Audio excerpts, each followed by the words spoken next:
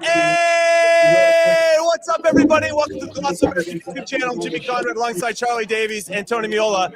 I am live from McTeague's. Let's hear it, McTeague's. That's what's up. Yeah. Chuck's in Boston with where? I don't even know where you are. Dorchester? Are you kidding me? Well, let's hear it then. I'm at the place of all places. Okay, let's hear it. Everybody's ready to go. All I'm hearing is a little chatter. We're going to save it for the game. Okay, save it We're going to save it for the game. Right before the game. Nice and loud. We're going to get it hype.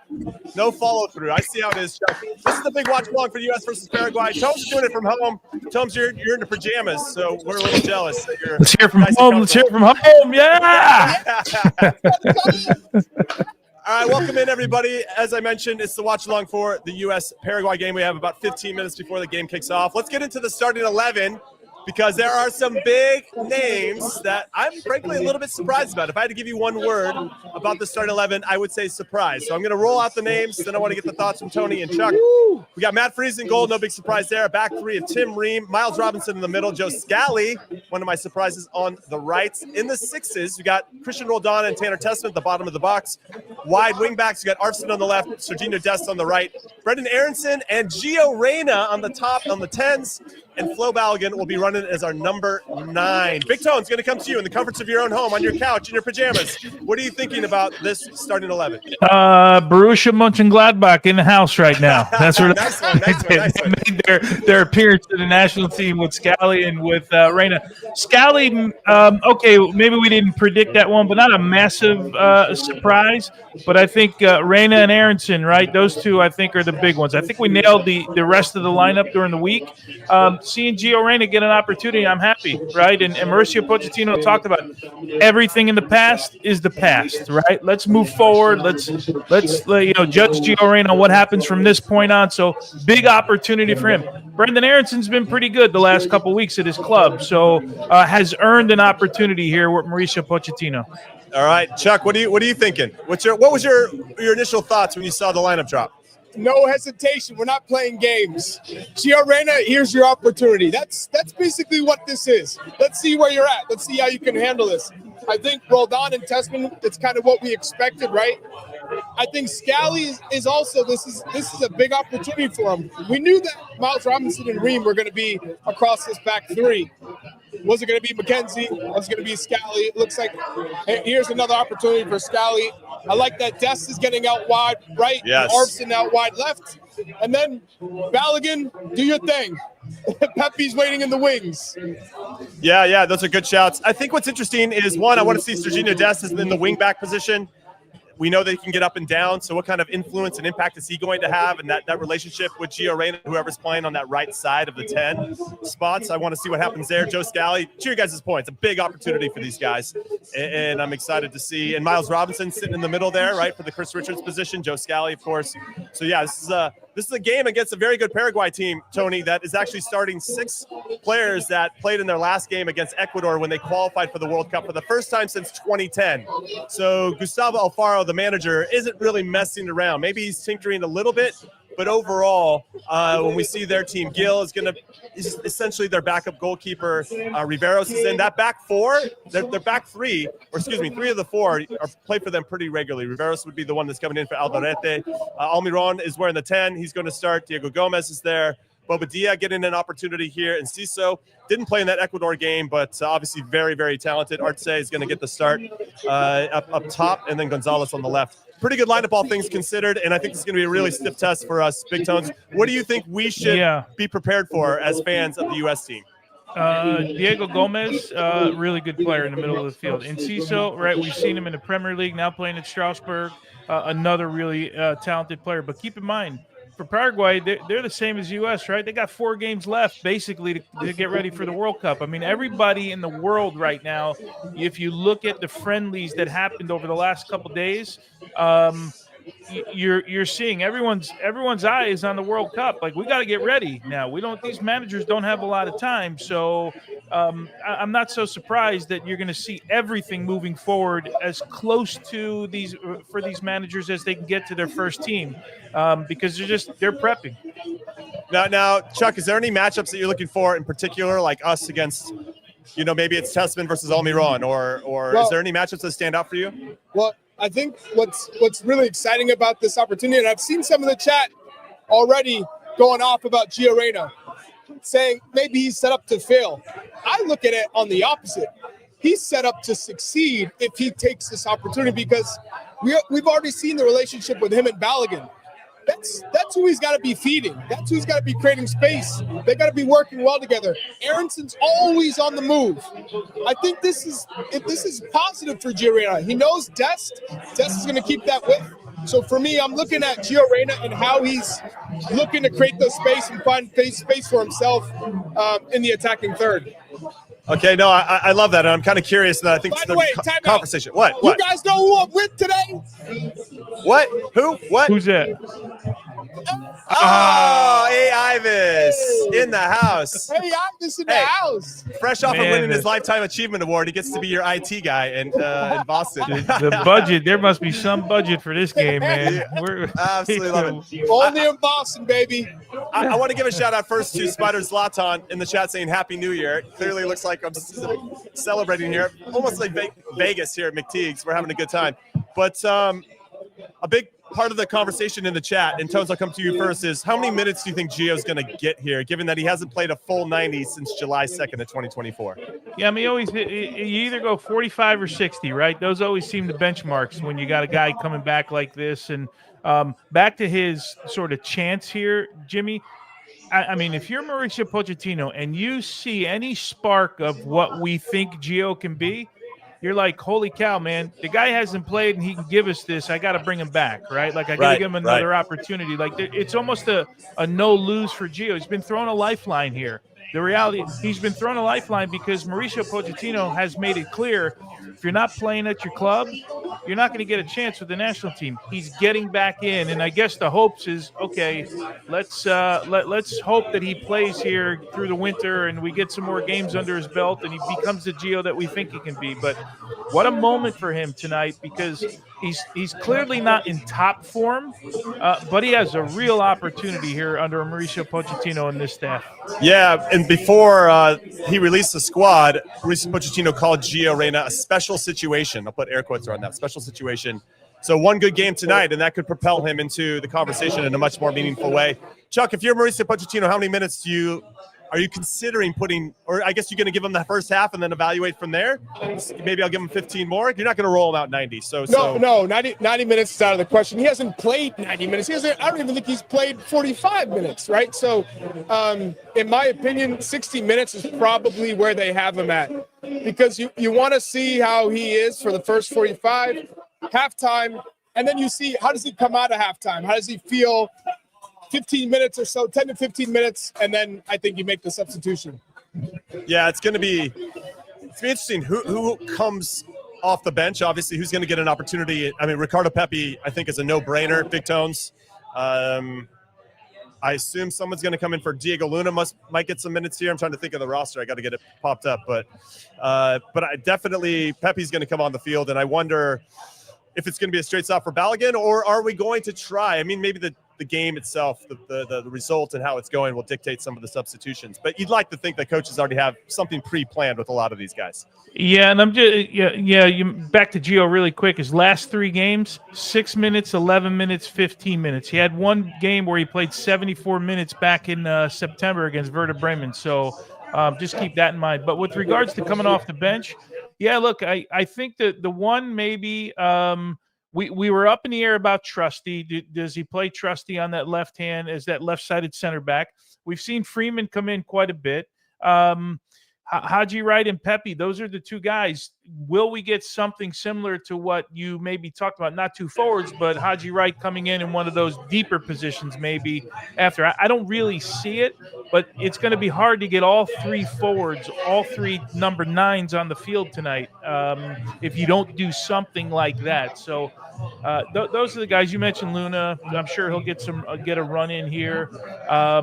Aiden Morris, does he go into the midfield and maybe replace Tessman or Roldan? That's a question mark as well. So, and of course we know Timothy Tillman's come in to camp late as a replacement. I don't know that we'll see much of him tonight, but who knows? Maybe Mauricio Pochettino says, I got to give him an opportunity. Okay, so Chuck, when I start to think about what should the first 15, 20 minutes look like for you, what's interesting about Paraguay, and I want to reemphasize this for everybody that maybe missed our preview podcast, they played 18 games in World Cup qualifying.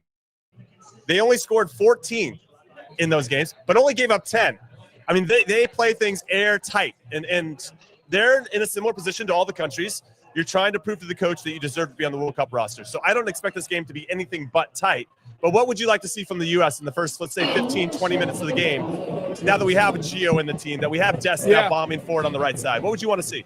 Well, you got to remember, this is a team that's so defensively sound. They're probably going to sit back. They're not going to be on the front foot. They might be in, transition game a little bit more aggressive, but I think ultimately they're going to concede possession. So our intensity to create on the ball, get Gio Reyna, see if he can conduct and create, that's what I'm going to be looking for. How often is he involved? How many touches is he getting in? Can you get into a rhythm early on? You're going to see where he is on his confidence level. I think that's going to dictate a lot of how the ball's flowing into the attacking third and who's creating opportunities. Because ultimately, with Des and Arson, you're going to have width. But you need someone who can be the metronome for this group. And I'm looking at Gio Reyna. I think all eyes are on Gio right now for this game if he can take this opportunity. Okay, so Gio Reyna and Joe Scally seem like the obvious names with the most to gain here, Big Tones. But I also want to give a little bit of attention to Roldan and Tessman. Right, Tyler Adams feels like he's going to be a lock for us. So it's like, who's going to play off the shoulder of him? And Tessman, I think, does have the ability, and Roldan as well, to kind of play more of a deep line playmaker. Right, and able to break the lines in those areas of the field. Are there any other players that you think? Mario, tell them we're ready. Tell them we're ready. We've been ready for a while now. I don't know about San Francisco, though. San Francisco, so look, it's a ghost town. No, you brought one fan with you, Chuck. That's really nice. Well, this is our fan who's going to represent Boston, USMNT team, AO Boston. This is our guy, so I just want to make sure the level's there already. I know in San Francisco you need some time. See? Hey, all right, we're seeing some peeps. Wow, we can't even hear the noise. That's how loud it is. All right. We got a few minutes to kick off. I'll get everybody going to McTeague's. Don't worry. Big Tones. I don't. It's a pissing contest, right? We already going to win here in San Francisco. So you hear my dogs barking, Jimmy? Yeah, I do. They're all fired up. Get ready for the game right now. See, Tony Miola's dogs, they love Boston. They're all about it. Let's go. Right. All right, Big Tones. Any players that standing out for you while we're listening to the national anthem? Well, I was going to mention it right before you did. This is a big moment for Christian Roldan. I feel like, he was kind of climbing the hill a little bit with Pochettino. Now it's like, okay, Christian, I believe in you. Show me why I should keep believing in you right now. I think we know a little bit about Tessman, but Roldan is the latecomer in here. I know Gio's the storyline, but Roldan is the latecomer in this lineup here, right? In this cycle for Mauricio Pochettino. And he's really, I know he's the one that divides opinion with a lot of people because he plays in MLS. Like we've been through this already, but this is for me a massive opportunity for him. Yeah, it's definitely a big game, and we're a few minutes from kickoff. I'm excited for this window. Tim Ream said it before the game that when you time-wise, there's still a lot of months before the World Cup, but when you look at it from a coaching perspective or player perspective, you only have maybe 10 more practices, I think they said, a couple more games, and that's absolutely crazy. So well, hold on a second, 1 second.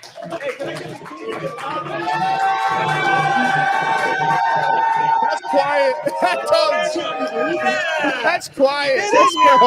Wait. Jackie, show up. I got to show his T-shirt. Jackie's got a shirt. Oh, okay. Gio Reyna Barbie shirt. Unbelievable. Gio Reyna, let's go. Yeah. Show me that in AO Boston. No chance, Chuck. And I photoshopped that myself. Yeah, you got a scarf. We got Gio Reyna Barbie T-shirts. Thank you, Jackie. I appreciate you. Yes, you love to see it. Let's go. All right, kickoff is almost upon us. Wait, so let's reiterate our predictions from the last show. I said 1-0 U.S. Tones, you go 2-1? I think it was 2-1. Yeah, I was going to go 1-1, but I'll go 2-1. U.S. 2-1 U.S. And Chuck, you went 1-1 if I'm not mistaken. I did go 1-1. You gonna change that? I'm gonna give you room I am to going to change it. I'm hyped right now. I'm all in. 2-1 U.S. I love it. Yeah, 2-1. I was going to go 2-0 because I don't think Paraguay are not dangerous. I'm feeling good. I'm going to go 2-0. They've got 2-0. some decent players. You can't say that they're not dangerous.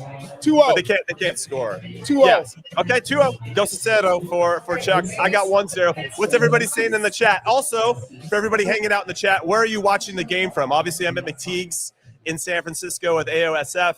We got Chuck at the Banshee Pub in Boston, Dorchester Avenue. Give a shout out to Chuck and everybody there. And then Big Tones. Where are you in Big Tones? Where are you watching? Right in my office at my house, baby. Where's that? Palm Beach? Raucous. Palm Beach. It's raucous in Palm Beach over there. It's crazy. I heard the Mule dogs. The dogs Going. All right, so we got a lot of positive score. I Look, got 1-1 from Patrick. We even got the little Davies crew over here. I just think it's going to be hard to see. There they are. You guys picking. All right. Look at the Davies crew. Davies crew. Love to see it. They're ready to go. All right, we got OKC, Houston. We got Garth's mom's house, Venice Beach. Ponte Vedra Beach, San Diego. Listen, somebody wants me to drink some whiskey.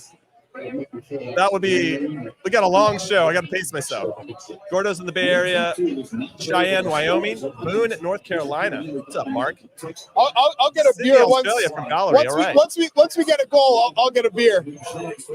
Archers live from Roldan's UW Husky Stadium in Seattle. I love that. Caitlin's watching from Costa Rica. Bry's in Virginia. 3-0 to the U.S. Let's be honest. These guys gave up 10 goals in 18 games in a very difficult region to qualify for the World Cup. They're just going to hand us 3 goals.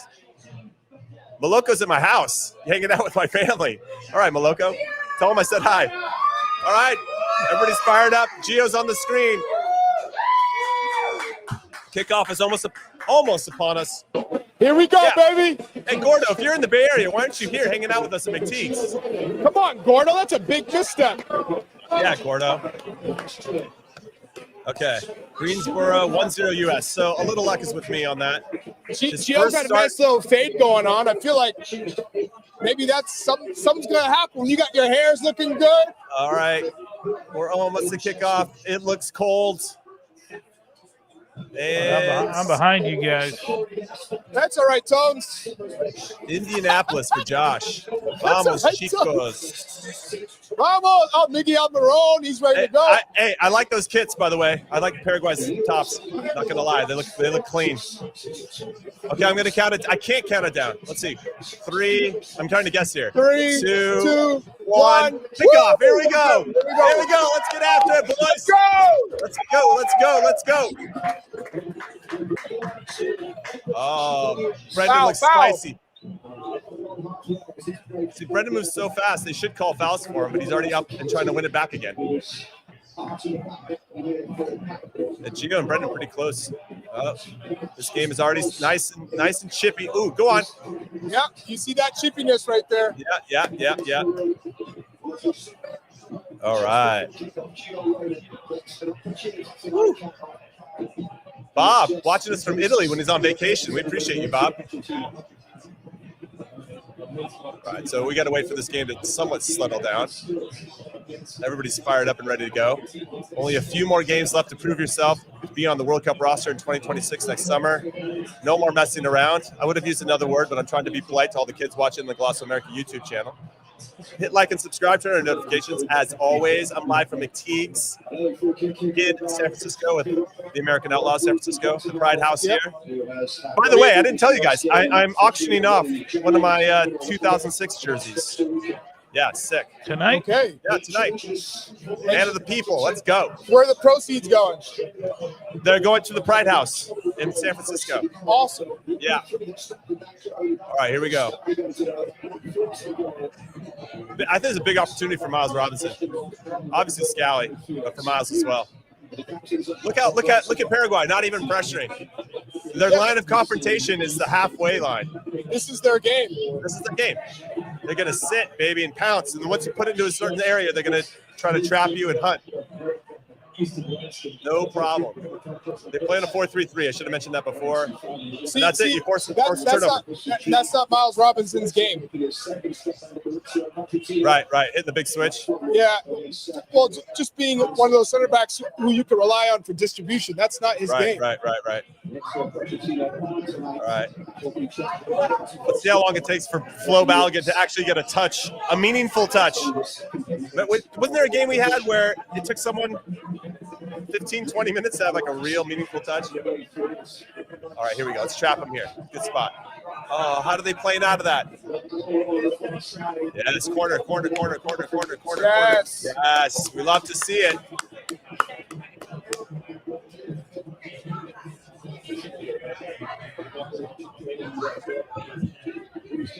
And we're playing, baby. Early corner. I think everyone's feeling pretty good right now. Yeah, it's a good start. Yeah. We're playing in their half of the field. So Arson is going to take it.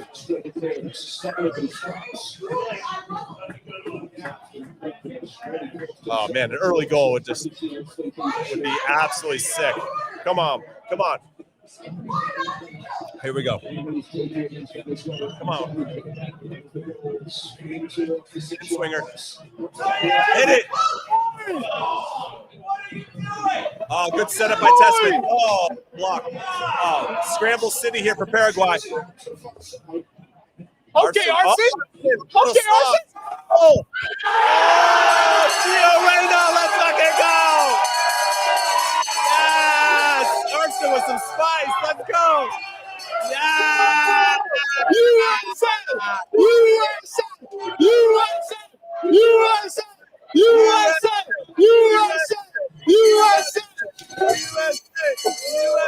What a start. Hey, by the way, Arson is real spicy sauce here with his right foot. Oh.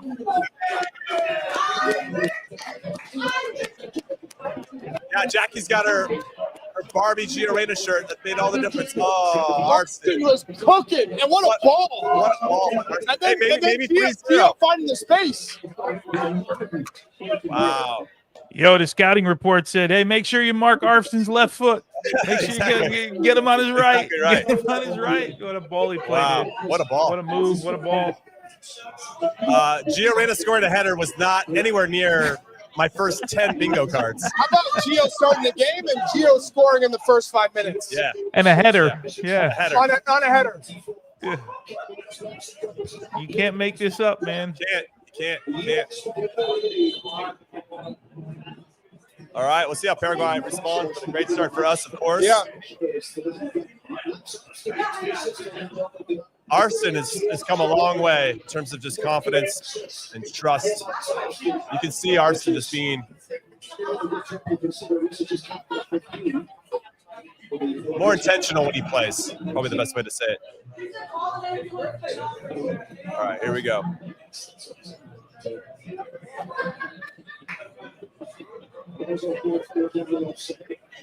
Good spot here from Tessman. That once we win a ball, that's the ball that hurts any team the most. Once you win it, it hurts them in transition. Jimmy, they're gonna add this. Something I know you love is Roldan. Off the ball, is telling guys, move up, push. He's organizing. Yeah. Right. Well, we've been talking about for a while that this team needed some leadership. That's what Roldan can provide for sure. Oh, great spot. That's been breaking the lines with some running, getting the ball wide. Back three, baby.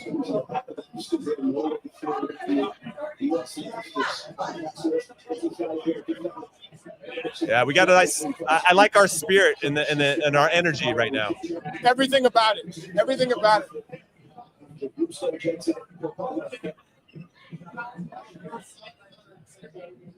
And the positions that they're taking in midfield, so that they can get the ball through the lines. Right. Beautiful. Yeah, what a pass. So fun fact, this is Gio's first goal for Club Country since January 14th with Borussia Dortmund versus Holstein Kiel. Corner. That was a while. That is a while. In 10 months.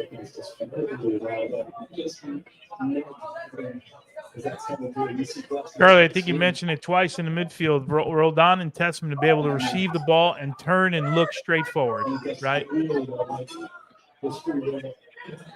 Good opportunities to get in advanced positions here. I mean, really the big conversation piece coming into this first game or this camp was how many big names we were missing. And it doesn't even feel like we're missing those guys at all, which is a real compliment to the depth of our player pool. Oh, Miles Robinson. Yeah, he jumped on two guys back. Two guys. Another look at the goal here on the replay. Good finish, but what a setup by Arfson. Definitely deserves his flowers for creating that space to get the cross off. All right. 8 minutes into the game. What a great start. Taking advantage of our first set piece to turn that into a goal. Let's see how we're trying to press as opposed to. Oh my God. Roldan just got a little mag. You know what? I like the fight though. Didn't give up. Get back into the play. And Ciso has that sauce. He does. That's right. Foul. Everybody back behind the ball. Problem solved. I like the line that we're holding right now. It's not too deep. We're forcing and every ball that's played into feet, there's someone up someone's backside, right? Yeah, Just pressure. Yeah, it's really good. Yeah, it's good. It's all right. You foul at midfield, it's no problem. Get everybody back behind the ball and go from there. That's where you want to be aggressive. I'm a fan. Yep, that's that good old send the center forward a message with the elbow to the back, you know? Yeah. Gonna be a long night. Forearm. Let him know you're there. I used to do that to Chuck anytime I could. Yeah, you did. You did. When you could catch him. Yeah.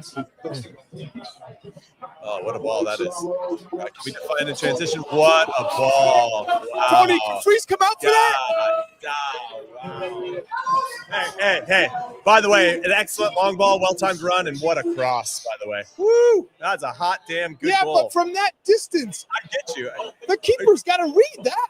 Well, I want to see how Miles is tracking the runner because it looks like he obviously lost track of it. But Almiron dropped an absolute peach of a pass. And obviously he's running from inside to out. Let me see. No, Almiron goes wide. Oh, what a turn of play.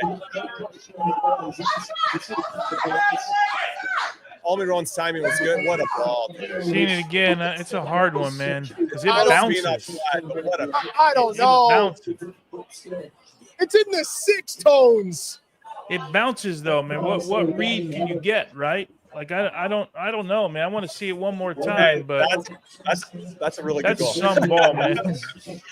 Hey, the timing of the movement, different angle. So when you're analyzing this, the initial pass into Almiron, where was the pressure on the ball? That's the things I would evaluate. Like, we need to hold that high of a line with no pressure on the ball. One of the first things no pressure, you got to drop. No, Charlie, no. I got a good angle. No chance, man. No chance. He's far away from that ball. All right, we got ourselves a game. I thought this game was going to be tight. It's not tight. It's 1-1 after 11 minutes. Come on, play him. It's good. Now we had a great start. Give up a goal. What are our reactions going to be after that? That's what I'd be evaluating. 2-1 still on the board, right? It is. At this point, I'm going. This is going to go over. This is over. 3-2. This got 3-2 written all over it. All right. I'd still like us to get our foot on the ball and then dictate a little bit more of the rhythm. Haven't seen too much of that, even though probably by design by Paraguay, they don't really allow you to do that.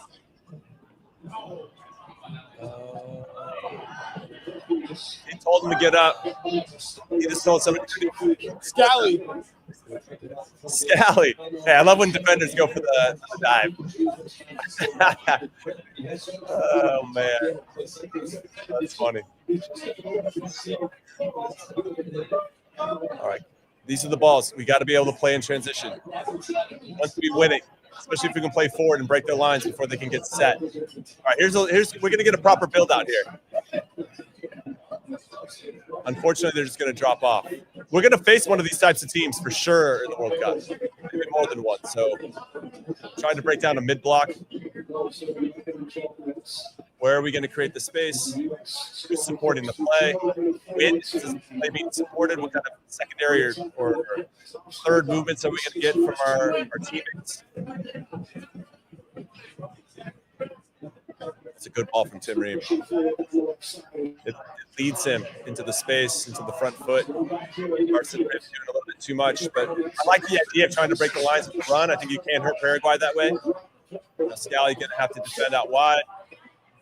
Almiron's been sharp tonight. Foul, good. At least it's consistent at not calling ticky-tack fouls. Good ball. That's the one you got to play forward. Good running from Aronson.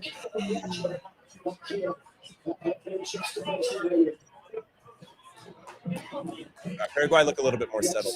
Oh, I like where Des is set up. Ballin, come inside. He wants to stay out there. Come inside. Who? Oh, Balogun, yeah. Well, I think he made a run into that channel and didn't get the ball. Yeah, so but then he's got to come inside. He just stayed there. Okay. I'll agree to agree with you. It's nice to know, Jim. Right, so they're basically letting us our defenders just play it back and forth. Going to sit on our sixes a little bit. It's going to force Testament and Rolled On to work pretty hard to find those gaps. That's when you got to use width. Yeah. Then come back inside. Perfect. Right. Oh, looks like a nice little run there. Is that Scally?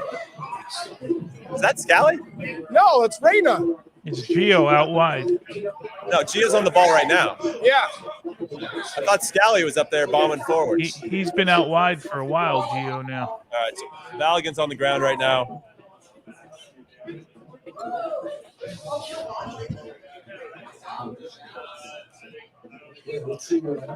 Yeah. He got a nice little elbow to the back. He got CONCACAF from a Colby Bowl team. Well, that defender in particular he's been about that life for the past 15 minutes. He's been about that. That's the thing. You can't get away with the dark arts as much anymore with all the cameras. And the last thing you want to do is get a red card doing something. You can toe the line though. Yeah.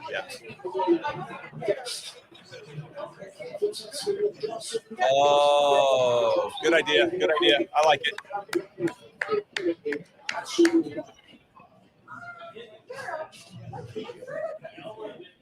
Good pressure here from the team. I like Des higher up, man. 4-2-1 for the world. If Testament could have played that on the ground to Aronson. Yeah, that would have been the ball. Right, here comes our press again. Paraguay's got some confidence. They can play out of it. Good. Keep him pinned in. That's the one. Keep play out.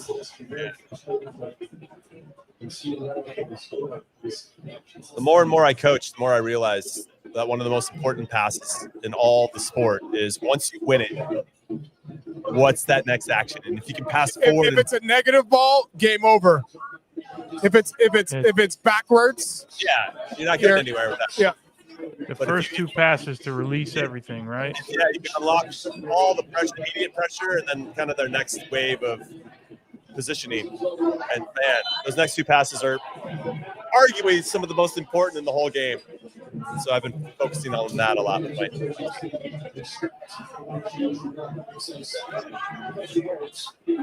Wow.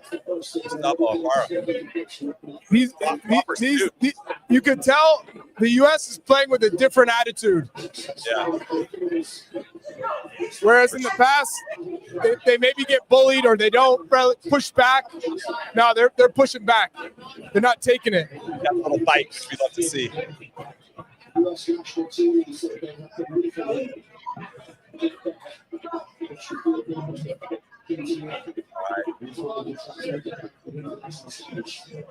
About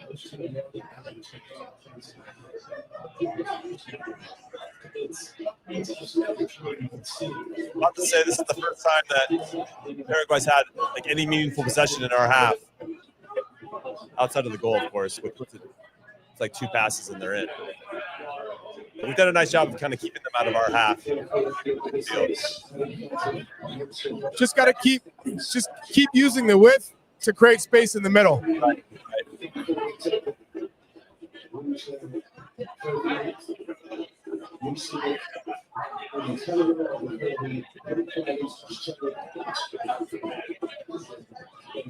If I was Paraguay, I would sit on Tim Ream.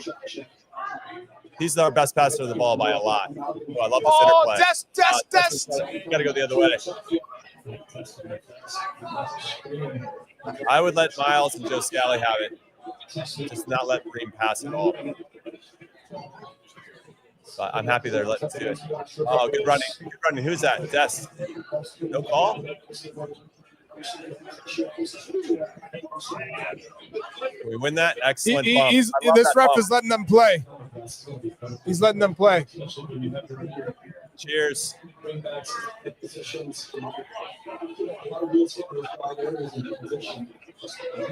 I love. Go on. Yes. Go on. Finish it. Oh. God, if Roldan had scored. Toad's like, what the hell just happened? If Roldan had scored there, oh man. The internet would have melted. Right here, far post. He could have gone near post, no? He's got a couple people on his way for the far. The keeper's shuffling. All right, so go back to the near post then. I think if he puts that low far post, that's a golazo. Yeah, okay. It's really good movement, though, man, from everybody. Yeah. There's a lot of good stuff in this first half. Yeah, I love the freedom of the box. Like right now, you can see Roldan stepping into different areas, playing higher. I don't know about you guys, but I'm excited that Serginho Dest is looking like Serginho Dest that we know. He's had a couple moments, man. And this back three suits him perfectly. Yeah. I'd also say the spots that Gio Reyna's picking up the ball have been phenomenal. And he's been able to play right to where Serginho's creating that space down the right flank. Yeah. All right. 20 minutes into this game. How are we feeling? We're feeling pretty positive based on your two recent comments. I'm feeling good about it as well. I think this is definitely our strongest formation. I love that we went to it again, even though it looked like we were considering potentially some of the names called in to go back to a back four. But yeah, it's really promising. I don't know who was thinking that. I do not know who was thinking that they were going to change. Ivis, did you see Don't throw Ivis under the bus. You were the one that threw him in the bus in real time when he put up his 4-4-2. Yeah, but I'm saying right now, don't throw him under the bus. It wasn't his thinking. Okay. I'm gonna have Ivis get on the mic. He's gonna come at you. We need that at some point anyway. Yeah, we need to to have on the mic regardless. Yeah. Okay, so for everybody watching right now, on the people want Ivis. The people do want AI. I want to hear from the people. How are you feeling? What's your one word that you would describe the first 20 minutes? I'm seeing positive from conflict. I like that. Fun is another. Positive and fun. I got plenty of time for those two words in particular. For sure. I feel like be confident. You got some bite. Definitely bite. Yeah. All right, here we go. Oh, I like that split pass. Good. We play out of it. Oh, baby. Little Toka. Toka. Keeping it moving. Allows us to switch. We got energy, cohesiveness, promising, competitive. Love that. Progression, blue dot. Need some green dots out there. Quick. Oh, Spicy. fantastic ball. Oh. I thought he was going to cut it back to Roldan. I thought so too. Feisty. I like that one. Good. I love all these words. They're all, when you're trying to describe a team, That's good. These are the types of names or words that you're going to use. You're thinking about what makes a team special. They have all these. Yeah, it just makes me think over the last couple of friendlies that these are the types of games you want to play all the time. Yeah. Yes. Yeah. Yep. Yeah. I don't mean to disrespect anyone else, but these are the types of games you want to be in, man. He got an elbow from his own player, by the way. Yeah. Oh, man.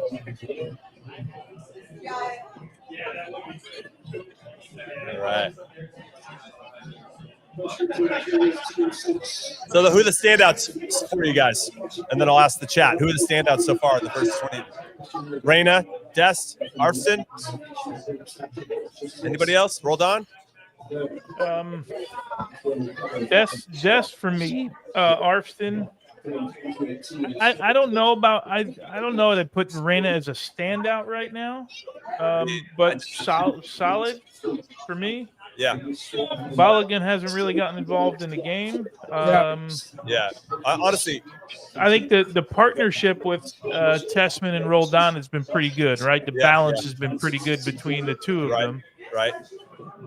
I'd like to see Balogun get a couple more touches. What a ball.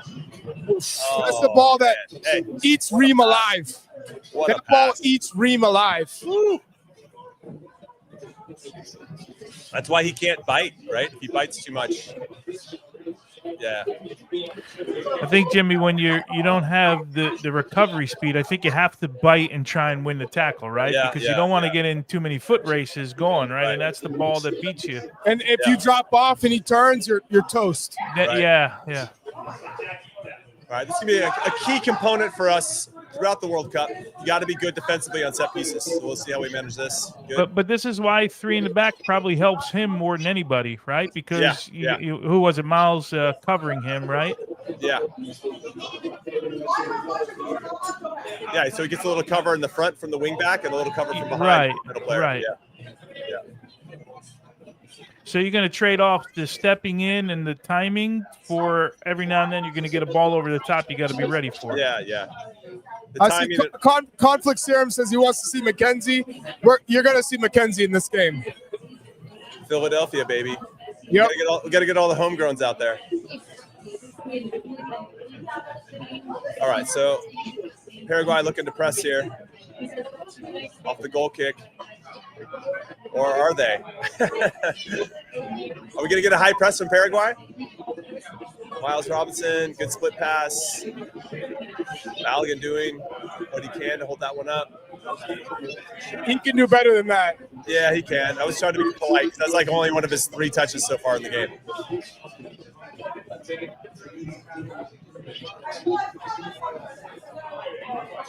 Yeah, Arston looks comfortable. That's probably the highest praise. He just looks comfortable now out there. Trusted, comfortable. Yeah, Paraguay, they just don't care if they don't have the ball or not.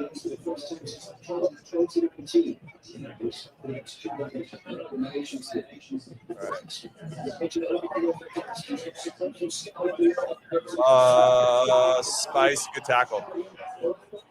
Is that Scally? I get a big laugh. Like when Scally goes, so Arston would drop in. Yeah, that makes sense. Okay, you're back 3.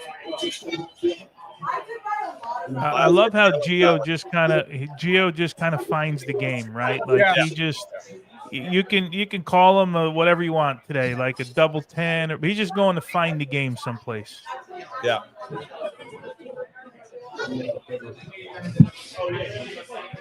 I love the freedom that they're giving Scally to bomb forward, but if we do turn the ball over like that, it isolates your defenders, and obviously Arston's got to pinch in on the other side very quickly. But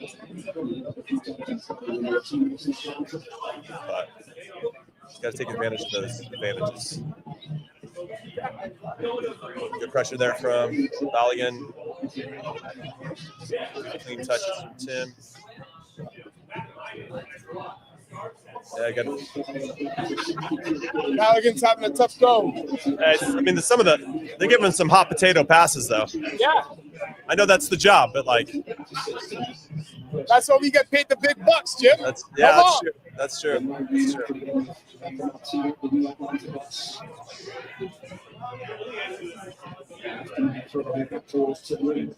Hey, want to get a take from, see how our American Outlaws Sure. feels about the game, Mario? How do we feel about the game so far? I mean, I think it's been so far, I wouldn't say super ideal, but we're being aggressive and we're matching the Paraguay pace, right? And I think for us, especially when we play these friendlies, we need that different approach, right? And I know we're used to our rivals, our Central American teams, our division, but when it comes to the cotton ball teams, I think that quick attack, that long ball is going to benefit us. And we're missing a lot of that, but in this game, I see them pushing to different efforts to do that. So I love what we're seeing so far. Hey, you heard me? What do you got, Jim? Mario doing his CBS is he interview auditioning? right now. He's auditioning. Absolutely. Appreciate it. Can I say one thing? We're on Dorchester Avenue, not Doncaster. Just thanks, Des. I'm going to say thanks, Des, for that. Yeah. Thank you. Thanks, Mario. Appreciate you. You knew it was coming, Jimmy. You knew. How dare you guys insult Dorchester? All right, got Zach. Zach's going to step up. All right, let's see what Zach's got. What's your thoughts on the game? Zach, what's up, man? What's up, Zach? Give us your breakdown. Who has impressed you? What do you like? Well, I like Gio. He did a thing called scoring, which I thought was pretty impressive. You want the chair? Have the chair. Yeah. Hey, Zach's gonna just take over. He doesn't even give me a chair. Yeah. Are you kidding? Not the best of hosts. Take it away, Zach. Well, I wouldn't say I'm watching this game very much. Is trying to figure out and make sure Jimmy is trying to survive as much as he can. So we'll see. I don't know. I'm feeling optimistic. We got Scally. Big fan of Scally. So I don't know. Who's standing out for you, Zach? Honestly, we've been chatting a lot. Des, I think there's a lot of Des fandom just to see him back and getting back at it. We're happy with that. So That's a great right up. Yeah, finish. do it.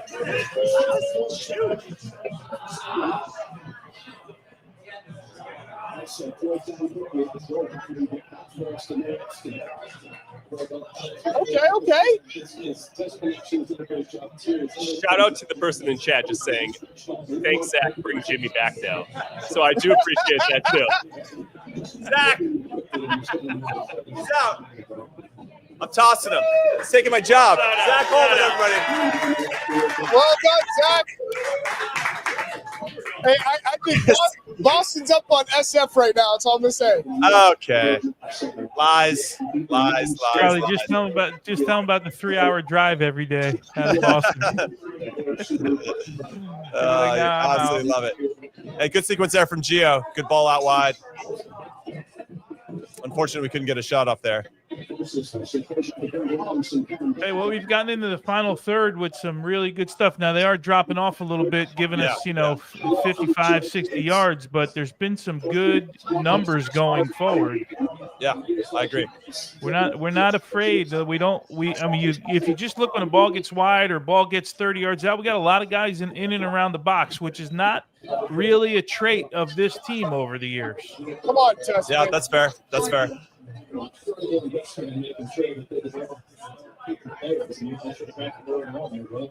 it's been a good solid 30 minutes for us. And I love this opponent. You said it a little bit earlier, Tony, but playing someone like this who's aggressive in the mid block, hard to break down, and still being able to create chances is really positive and promising. I'm going to steal some words from the chat. Positive and promising.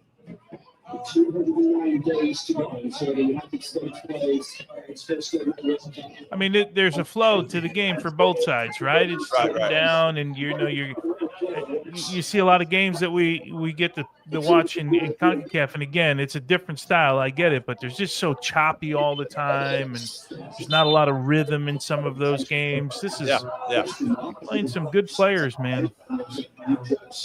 Yeah, seasoned professionals. You know what it feels like to me?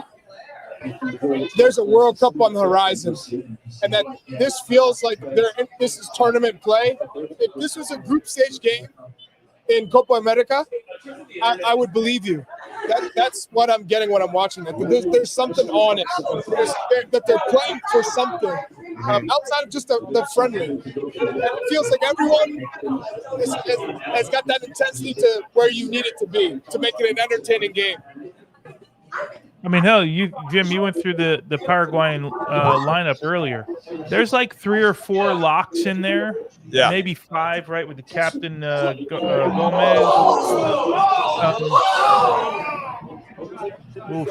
These are guys trying to make a World Cup team, man, and be starters. Right. Just think how important this is. Hey, our counter pressing's been good. Our counter pressing's been excellent. Clarkson's playing out of his mind. Yeah, he looks good. He looks good. Like, if something doesn't go, he wins it right back. You know what I mean? Right.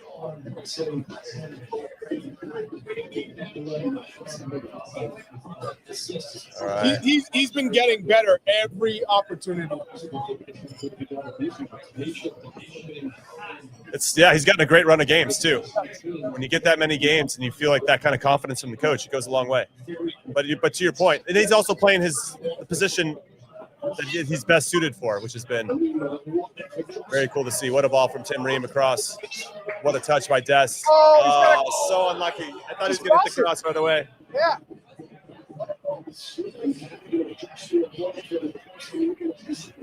Good. I love the counter press that we got going. They have no ideas, no outs. Oh, go on. It's a good bump there. Dark Arts defending.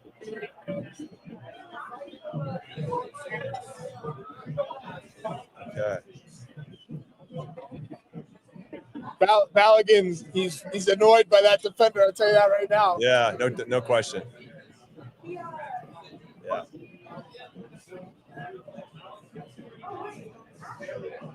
All right, let's see. About 10 minutes left in this half. There's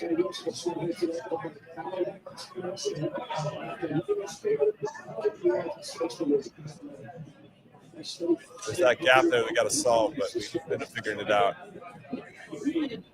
Yeah, good.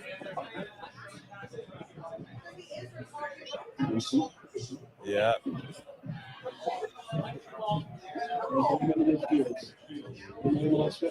Yeah, when we think about control of the game, we've definitely been in control outside of one moment.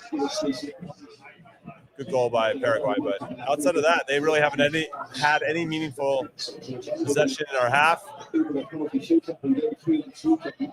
Our counter press has been very good. We're getting Des in really good advanced positions. Like, I'd love to see the heat map where Des is picking up the ball. It's got to be close to the attacking third almost every time, which is exactly where we want him, to be honest. Then I feel like Gio to Des has been a pretty hot passing combination as well, which is awesome. Yeah, I'd say Scally, get your butt back now. Yeah, now I just feel like he's in the way when he gets up. Yeah, he is. Yeah. Clogging up the space. Arson, what a ball. All right, good ideas, Arson.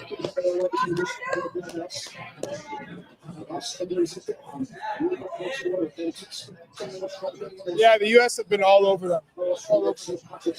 I'm very curious about the adjustments that both teams are going to make at halftime.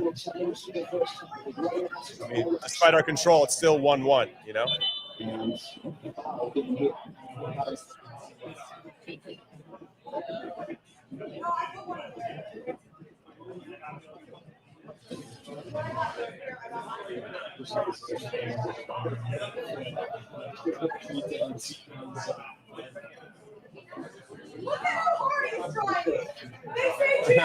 Almiron going for the Oscar there.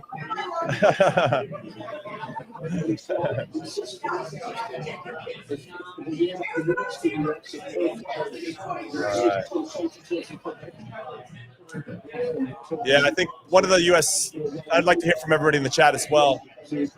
What's one thing you want us to continue to do? I think counter pressing has been excellent, so continue to do that, setting traps high at the field.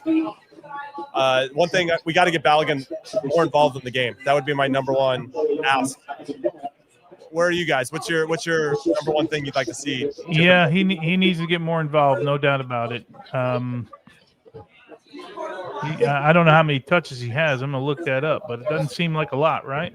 Yeah. For me, we're getting into the attacking third, but we're not creating opportunities. Right. So it's a lot of hesitancy to either play the ball direct, too many touches, just not having a clear idea of, okay, this is what I want to do. Get an inch of space, whip it in, near post. It's a lot of hopeful balls. Remember, Balogun is not Didier Drogba. Right. He wants the ball to his feet. So for me, we're doing an incredible job of dictating the tempo. We're doing an incredible job of finding our midfielders, and that's by either playing wide and coming back inside or playing through the lines. But then when we get into the attacking third, it hasn't been crystal clear. It's been a little confusing because they're not all on the same page. Shit. Yeah. No, it's fair. Do you think we'll see any subs at halftime, Big Tones? Gio, I wonder how long. I assume he's going to keep him in for a little while, right? Yeah. Do you maybe Scally? Yeah. Yellow card. That's got to be a yellow. Yeah, they're giving other yellows for. Come on, Tarjeta Amarilla. Yeah, that's a yellow all Foul. day. That's a yellow. That's a yellow all day. Come on. Yeah, Pepe will come in for sure. Just a matter of when. Diego Luna could be a nice. I've seen some Diego Luna shouts. Pepe shouts. Luna and Reyna. Let's see what that combination looks like. We got a lot of Luna and Tillman during the Gold Cup. Yeah, I'd like to see Luna and Reyna together as well. Yeah. And it would probably only be for a limited amount of time because I don't see him subbing off Aronson at halftime. So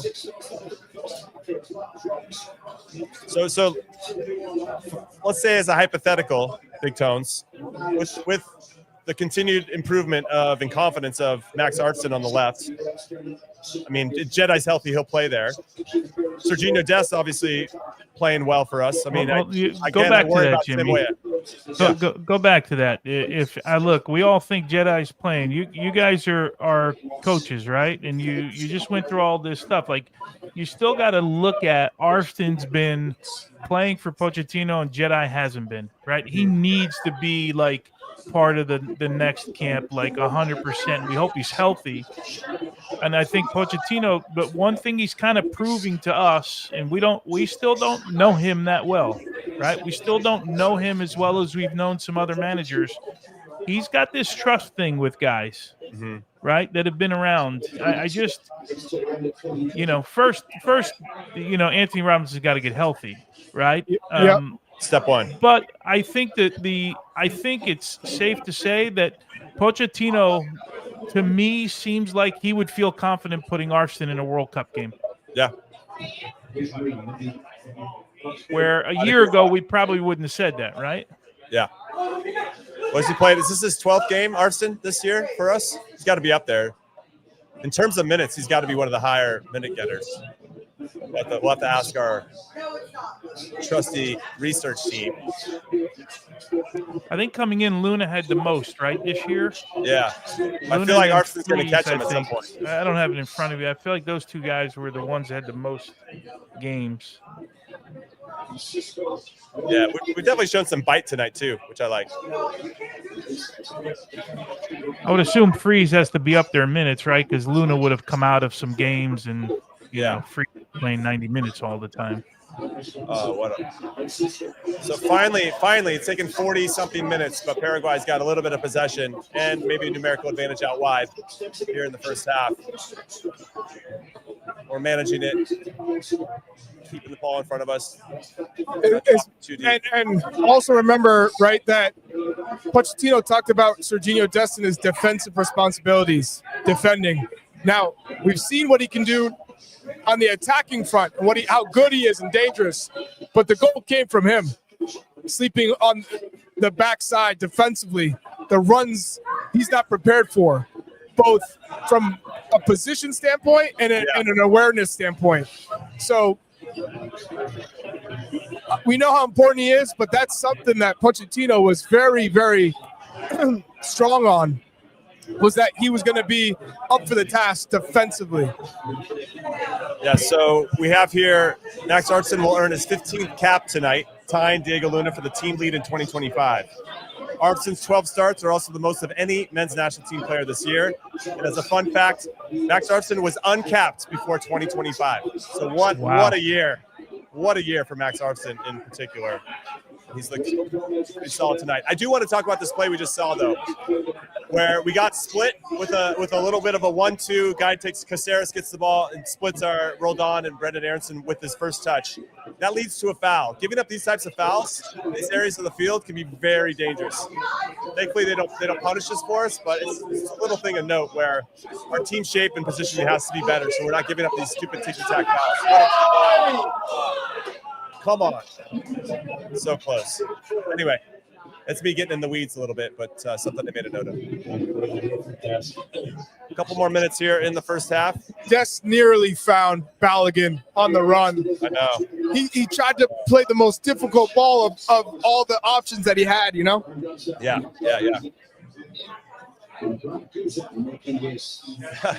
Asai really wants me to have some whiskey. maybe I've got a full glass of it right here. Just sipping my. I know you. Too soft. Jimmy's soft. Called you out, Jimmy. Conrad. He called you out. He got called out. How soft is Jimmy? Yeah.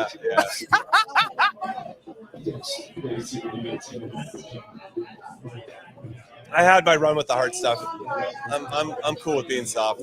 Yeah, no, it's cool. It's cool. It's cool. Just don't pretend to be too hard. That's all I'm saying. More of a lemon drop guy. I love that. Great. Lemon drop. Hey, Costas, I'm a raw bell pepper guy. Lemon drop.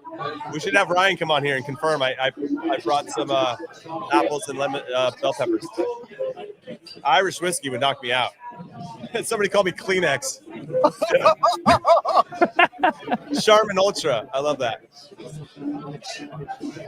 Marshmallow. I got a whole bunch of new nicknames here. Appreciate you guys. Looking for a wine cooler. Come on, Derek. That's insulting. If I'm going to drink, I'm going to grown-ass man drink. Like me, Jimmy. I go right to Bailey's. That's it. I went with yellow today, Cos.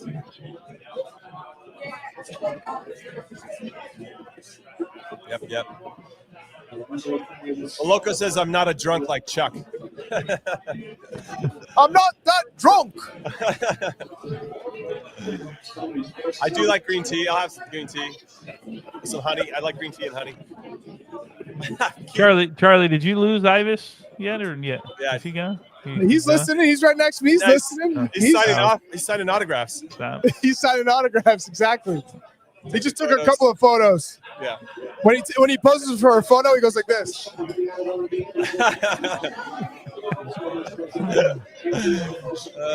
Yeah, I'm a Zima guy. Zima, White Claw, Bartles. Bartles is a deep cut, BC.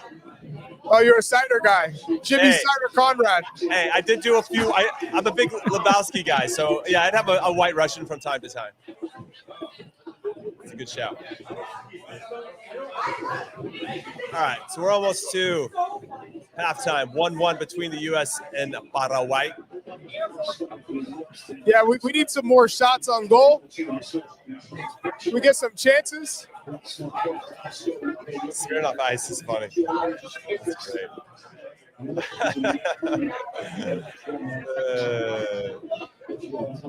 Love that. I'm very curious if we're going to have any changes at halftime. Me too. Very curious. And who? Okay. Is that Artson in the middle of the field? I love it. Our positional understanding and then covering for each other in transitions, excellent. Rotations, I should say. Positional rotations have been nice. Played out said, I'm leaning towards disappointment first half. No. I can't agree with that.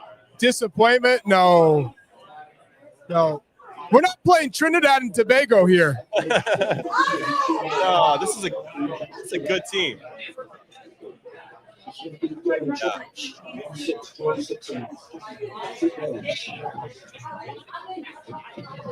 Yeah, Brian wants him to cook for another 10 minutes after the half. And Joe has noted that Mauricio Pochettino never makes changes at halftime. Always 60th minute. It's the 60th minute, guys. It's Dear Meister. So you had someone that was upset with this first half? Disappointed, Tones. Disappointed. Maybe not upset. I feel like the only thing you can be disappointed about is what Chuck said. We just didn't turn a lot of our attacks into like meaningful chances. But yeah, we're fired up here. Yeah, right you can hear it. McTeagues is ready to go. I can't even hear AO Boston. Wow, it's pretty quiet over there. Crickets. We're good. Crickets over there. Wow, where did everybody go, Chuck? Everybody's getting drinks. It's halftime. Yeah, Bathroom drinks. Just like the stadium experience, you know? Okay. Yeah, they went to go get tapas at Barcelona. Yeah, I get you guys. That's a deep cut for my Stanford crew. All right. Halftime, 1-1, U.S. Paraguay. We're excited over here. Got some good energy behind me here in McTeague's Saloon in San Francisco. AO Boston doing it on Dorchester. Banshee Pub. Yeah. But, all right, we've talked a little bit about subs. We got it for me. Again, I'm going to reiterate. We got to get Balogun the ball in an area where he can actually do something. That said, Paraguay does drop off a lot. So in fairness to him and his teammates, there's not a lot of space for him to kind of do what he does best. So that's going to be a problem for any number 9. No, I've seen some people in the chat say that Ricardo Pepi might be a better fit for that. Well, I guess we'll have to wait and see if he gets into the game. I don't think Haji Wright really fits this so much, but I think Ricardo Pepi could be a nice choice to bring on here to see if they can unlock it. Resident number 9, Charlie Davies, what are you saying?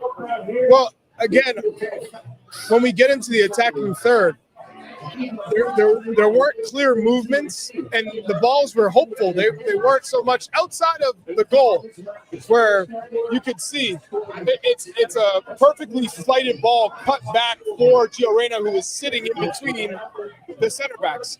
Phenomenal ball. But outside of that, everything was hopeful. They were just whipping it in, and Balogun, that's not his strength. Pepi would be more suited for those type of deliveries. And then there are a couple of half chances. The Dest ball that he tries to slip through the narrowest of seams to find Balogun. But other than that, he had a real difficult time getting into a rhythm. Whether he checked for the ball, he'd lose it, or it'd take a wayward touch.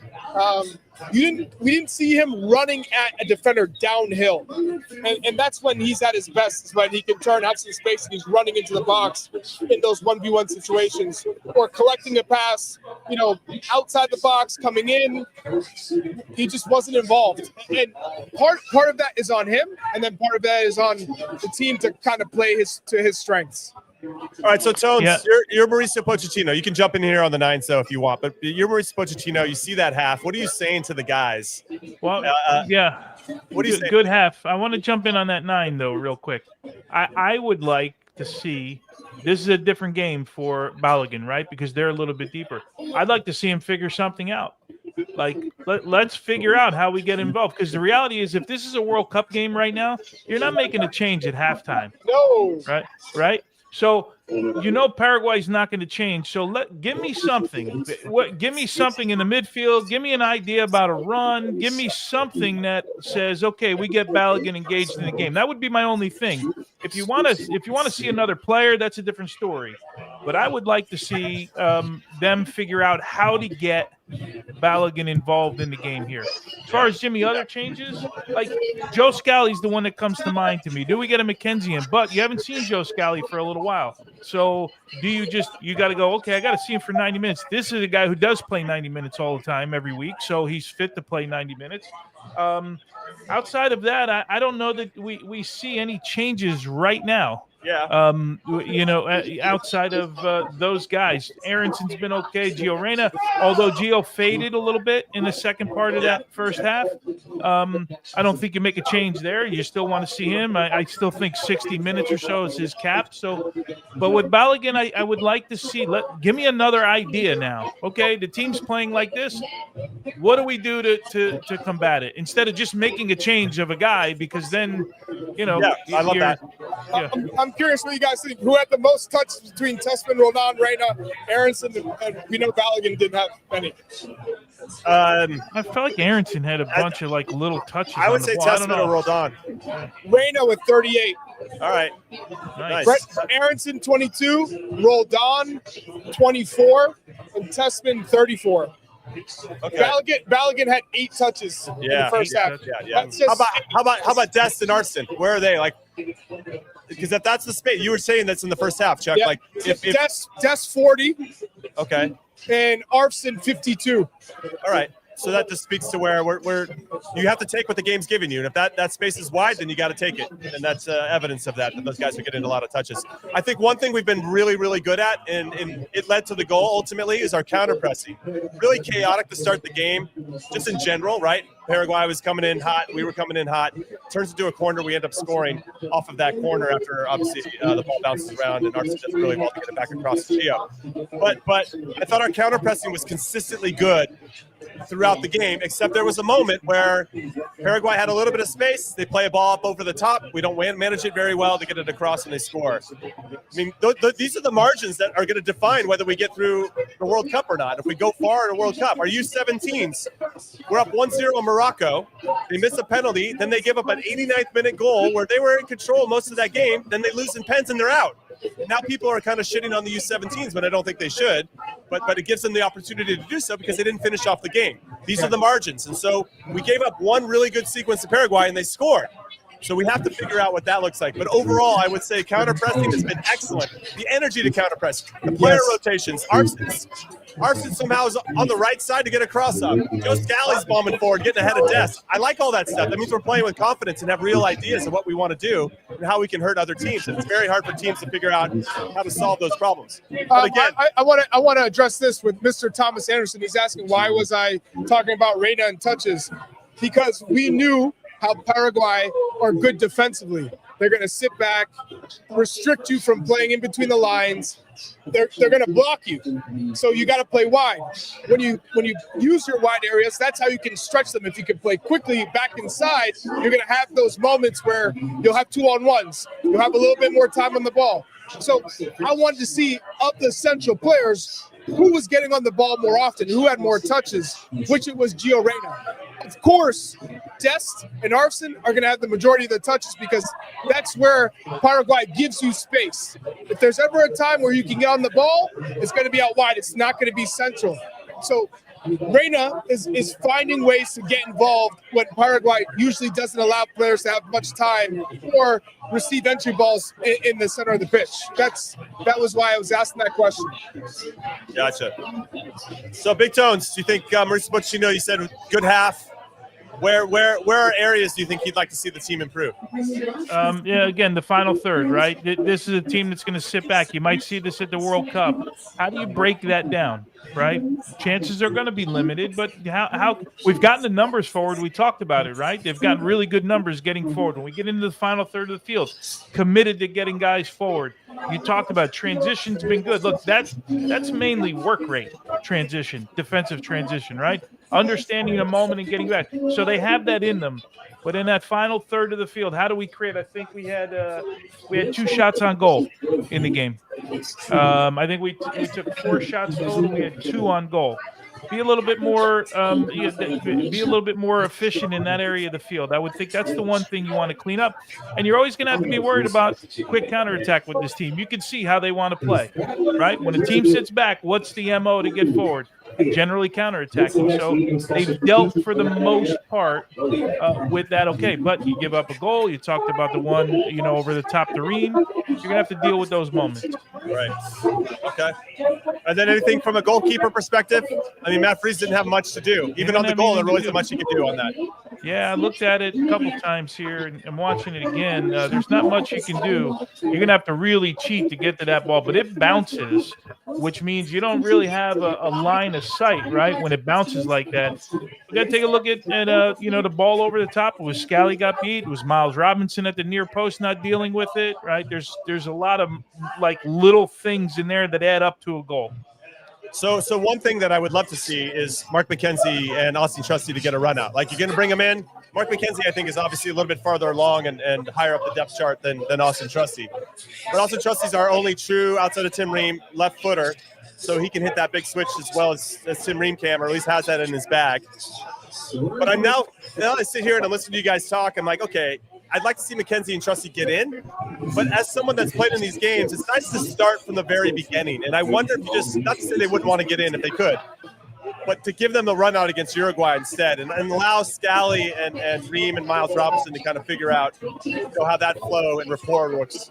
And then you just kind of set with another 3 defenders, potentially, or one, maybe 2 changes for those 2 guys to get in. But I wonder if there's any other lines of the field that you'd like to see that, because you could make some changes, but sometimes that interrupts some good combinations that you're seeing and good relationships and partnerships that you're seeing, Chuck.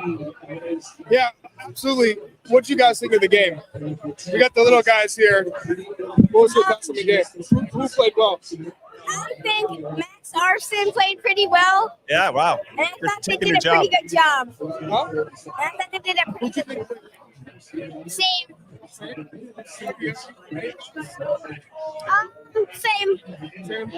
All right.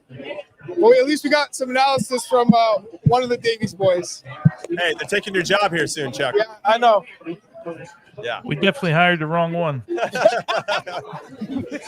I love that. All right, fun fact about Gio Reyna tonight.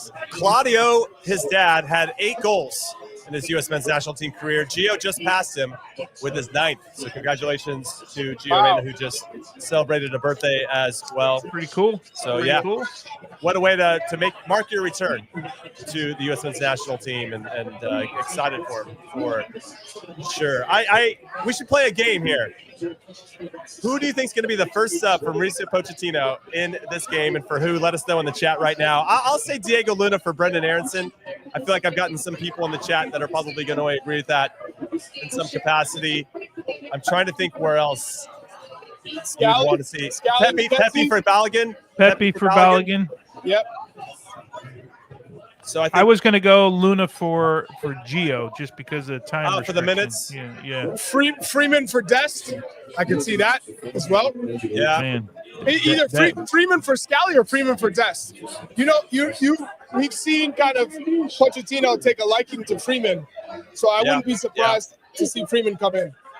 All right. Hey, there's Jimmy. It's me drinking some White Claws. You absolutely love to see it. Him and his bros. Hey, don't hate. Don't hate. Yeah, we're playing. You guys are having a checkers party. Checkers party. They're playing Uno. Hey, They're playing Uno. what's wrong with Uno and White Claws? No, go fish in White Claws. Let's go. I love that. All right, so I'm going to bring Jackie back on. She was the one wearing the Gio Reyna Barbie T-shirt, and I want to get her thoughts on Gio Reyna. Jackie! All right, bringing Jackie back on. Jackie, put this on. Let's talk here. Let's talk a little bit about Gio Reyna. We got to hear your thoughts on Gio Reyna. Well, obviously, I'm really stoked for Gio. I feel like he really needed a change from like Dortmund, and I'm really glad that he's at Gladbach with Joe Scally. And obviously, with a little bit of playing time and with a little more health, he's like doing really great. He scored that goal. I'm going to take credit for that because of my shirt, obviously. Yes, Jackie, do you know that Jimmy Conrad predicted that Gio would not make the World Cup roster next year? Just saying. Just saying. There are a lot of Maybe you want to talk to him about it? Maybe you want to talk to him about it. I just want to say that in March of 2022, Joe Scally did an interview where he said Greg Berhalter has not contacted me one time, and he ended up making the World Cup roster. That was like 7 months before the World Cup roster was dropped. So what I have to say about that is there's a lot more time before that World Cup roster is going to be dropped, and Gio has plenty of time. I think his big problem has been he hasn't been getting playing time, but like he came on for Gladbach against Cologne. Like he obviously is doing great now. Like Jackie, did you make that shirt, or did you where'd you find it? Let me see that shirt. Can you stand? You mind standing up? Yeah. Oh, there you go. Wow. I photoshopped this image, and my friend Josh then got it printed on a T-shirt, and there are a bunch of us that now have this T-shirt from like I met these guys on like another podcast Discord. Sorry to mention another podcast, but and we like travel around and like watch these games together, and so obviously like we're serious soccer fans. Like I know ball, but also I like to have fun with it. So that's where. No, I love it. I absolutely love it. You got a lot of fans in the chat here. Oh, that's great. Thank you. Oh my God, someone said Jackie fan all the way. Thank you so much. Yes. Thank you. Actually, we'd rather have you than Jimmy. Someone did just say Jimmy out for Jackie. So yeah. Jimmy out. Kleenex out. Jackie in. If you guys want a host who knows both the memes and the lore and also kind of ball, you let me know. It's a weird interview to be doing. There are a couple of people. Jackie's just taking your job. Yeah, Charlie, how's AO Boston doing? AO Boston is legit. AO Boston is legit. We got Christmas bells. We got a lot. Yeah, but on the does bar. anyone have a custom Gio Reyna photoshopped shirt? I see a Dempsey. Yeah, but I made this myself. Yeah, nothing custom. Nothing custom. Yeah. So yeah. I'll give the mic back to Jimmy, but oh really? Anyway, Thanks, thank you to my fans in the chat. Thank you. Thank you, Jackie. My friend has an extra shirt. I'll get it. All right, I'll wear it. Jimmy's running an open mic over there in San Francisco. Hey, how many White Claws did you just slam? You know, when I get going, I can do a couple at once, Chuck. Shotgun and White Claws in the back. Somebody said I'm getting relegated. That hurts. That hurts. Oh, man. All right, Gio's back out. Okay, no halftime sub for the people that predicted that as well. Any changes? Can we announce any changes? None. Oh, they're doing a raffle for my jersey. Who won my jersey? Do I have $2? Do we have $3? $3? $3 for Jimmy Conrad. It's a raffle, not an auction. Put some respect on my name, Chuck. All right, ball is about to kick off. And we're kicking off right now. Here we go. Second half has started.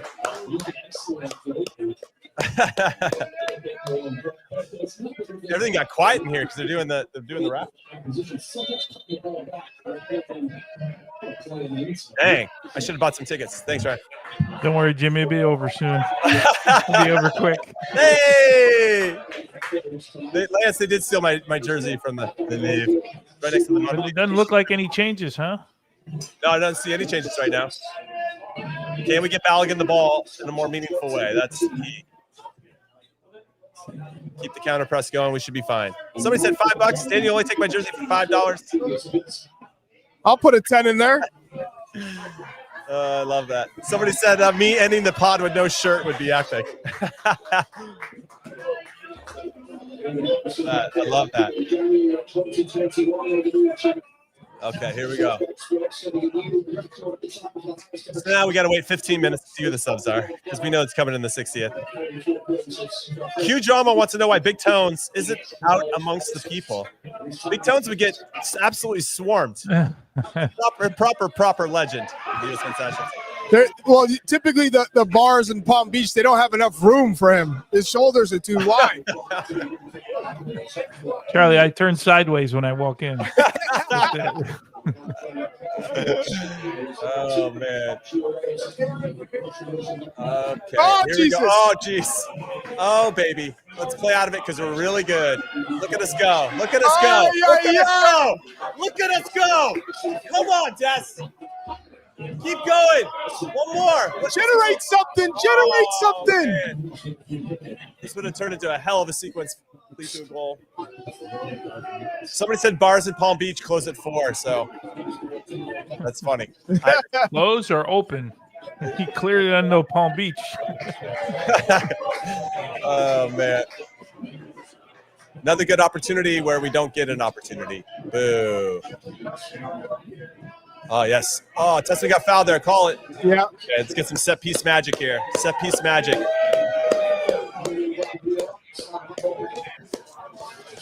Somebody said, True Hyena said, Tones looks like a big dude. I promise you, he's a big dude. Yeah, he's a wide, burly guy. You know what I mean? Burly. Yeah. All right, Gio's pretty good. Oh, look at Kaz is locked in. Let's go, Kaz. Gio's pretty good with these set piece deliveries. Let's see where he goes here. Spread out here. He's got some options. I think Miles back post.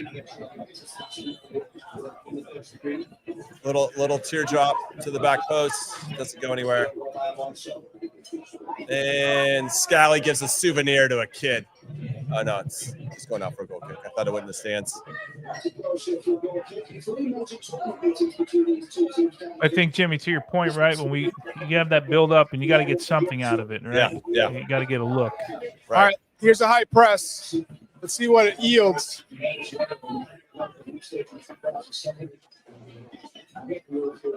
Curious if Paraguay's just going to hit one long. I feel like they're just going to start hitting them long. What they should have done a lot earlier. Try to win the second ball and be higher up the field. That's a lot smarter. Now they have the ball in our half with Miguel Almiron looking at our back four, back three. It's better, smarter for them. Why even, especially if you got a goalkeeper that can ping it. Like a big Tones ping.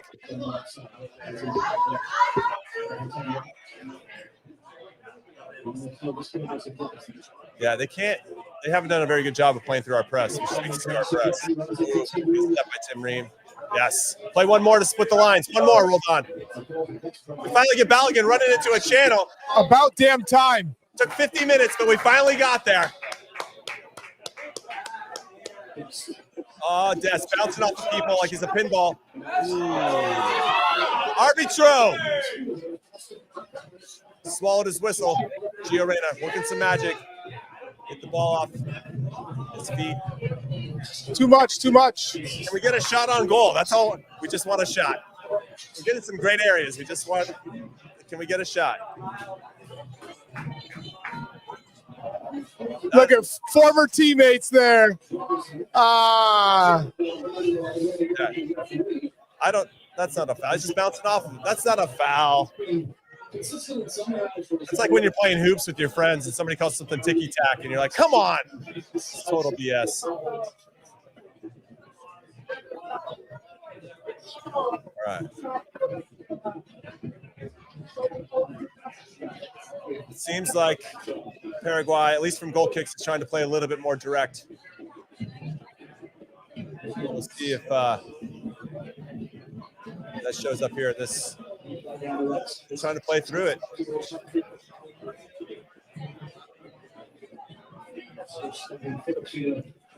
I agree. I think Tesman and Roldan have been pretty good today. At least their spacing is good, right? Yeah. They kind of have a real idea, and I'm sure that's going to be with most of the central midfielders, because that's how Pochettino. Good recovery from Scally, but he took the wrong side. He did. I love that Enciso has a number 10 on his tattooed on his body, but he wears 19. It's all about the dream of wearing the 10. Yeah, I guess that's right.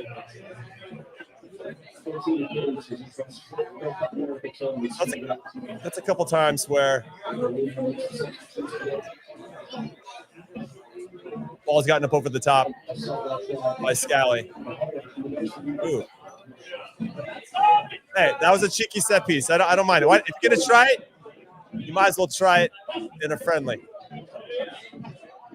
Daniel's right. You should make it a 10+9. That's great.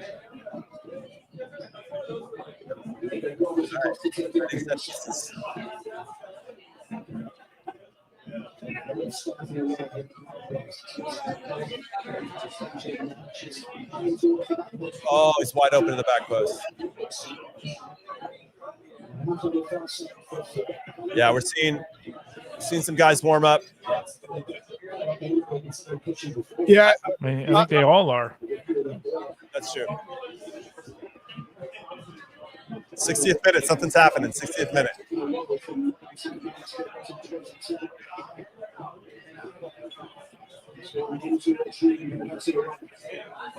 let's go, Aronson. Let's go, Aronson. Can't stay under pressure here. We got to play out of it. Play out. Nice touch. Yeah, great touch. Kill it dead. Keep it moving. Ah, you can't lose that one. You can't lose that one. Good, Arson. Let's just keep it now. Take a breath. We can reset.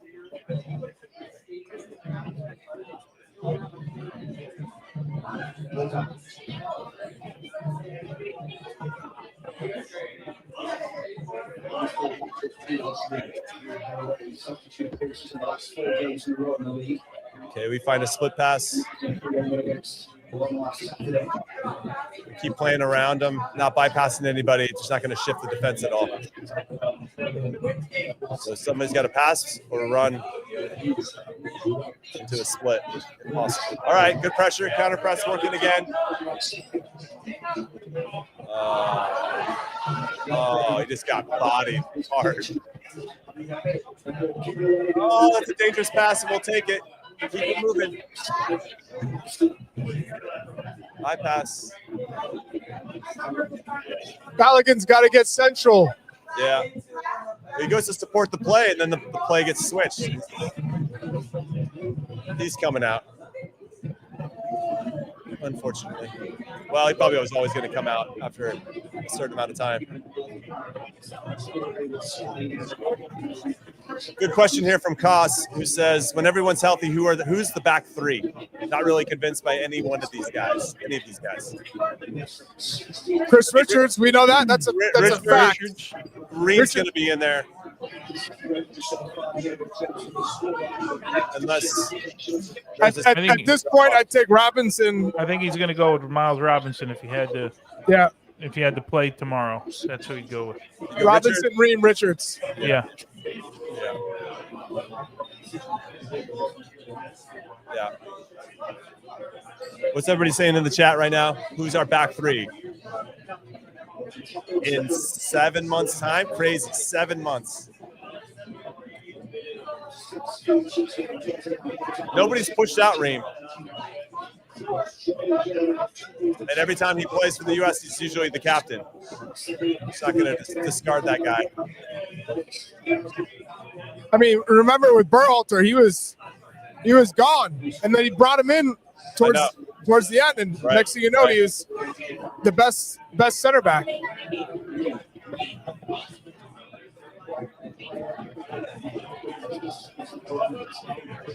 Good step by Miles Robinson. Great step. Good read. Really aggressive. Yeah. Really aggressive. I like the read a lot. Keeps them trapped, not allowing them to play.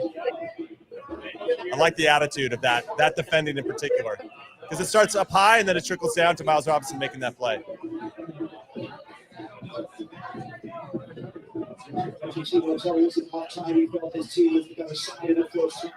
So that would be my answer for that. Matt Freese in goal for you, right, Big Tones? There's no Matt Turner coming in. Well, not this camp. There's not. Yeah, well.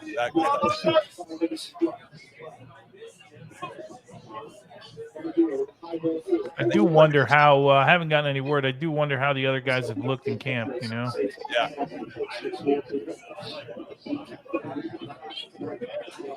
Yeah, I'd like to see more of Mackenzie as well, Preston.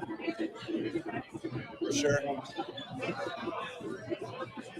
We had Austin Trustee on the show last week, and you can find it on. Oh no! I'd like to see him Tony Cole take Miola.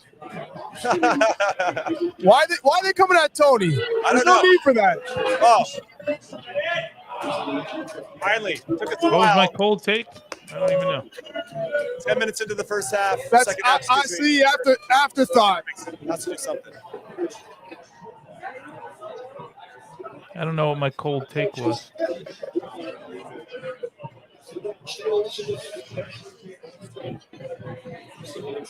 Oh, they called no foul on that. Scally way up the high up the field though. This is probably the most aggressive I've seen outside of when Freeman came in that one time to play in a back three for us. Now one of our back three is getting forward as much as Scally has. Yeah, but for me, it's unnecessary. If anything, he just clogs that space. I agree. You know what I mean? Yeah, I agree. You're a center back in a back three. When you get forward and you're higher than the right wing back, you're just unbalancing the team. Yeah. On top of clogging passing lanes and bringing another defender into that space. Yeah, he must have clearly gotten a green light to go for it if he sees the space. But Yeah, I but agree with you. just because you have a green light doesn't mean you just Ball run forward. into a space. Yeah. Well done.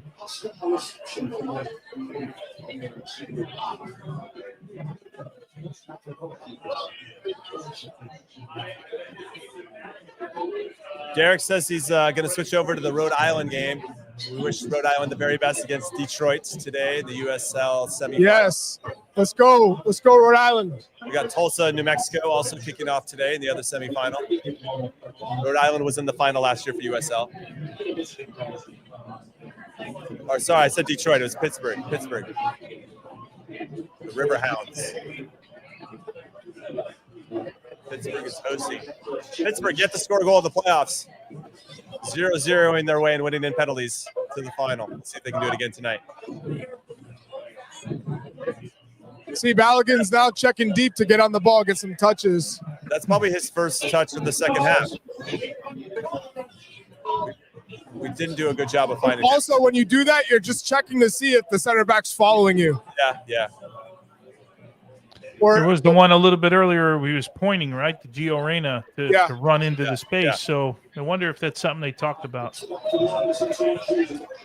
Surf says, as someone from Phoenix, New Mexico cannot win anything ever. I love that. All right, here we go. Got to have an idea of the next pass. We get into these spaces and nothing comes from it. Yeah. Now it's just annoying me. In favor, I mean, we should give some props to Paraguay because, I mean, that's how they play. Yeah, this is their strength, right? Balogun tracking. I like that. Hey, good play. I love that effort there by Balogun to at least put some pressure on the cross, continuing with some nice composure. Get out of that situation. All right, 30 minutes to cook. Let's go.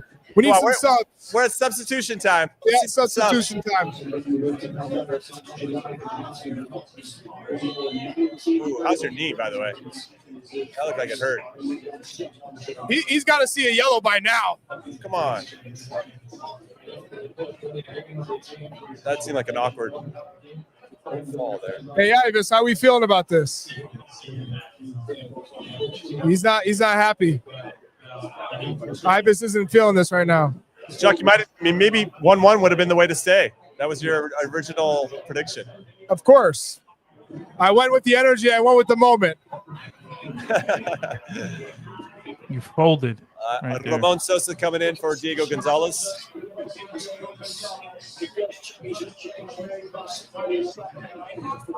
I thought we would have the first subs. Nothing yet. I haven't seen any action coming off of our bench outside the guys warming up, but nobody changing into their game. It's coming soon. It's coming. All right. I feel like the game slowed down a little bit. Uh-oh. Scally's in trouble. Scally's in trouble. Oh, man. Almiron talking shit, too.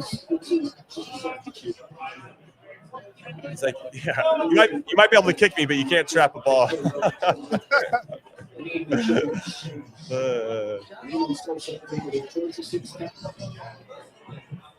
Yeah, Gio's getting some significant minutes. Nice to see. I wonder what that means for his minutes against Uruguay. Maybe we roll him out again. Would you want to see him again? Start the next game? Balogun's got to come for that. Yeah, but I don't see 290s in him, right? Oh. We don't know if he's going.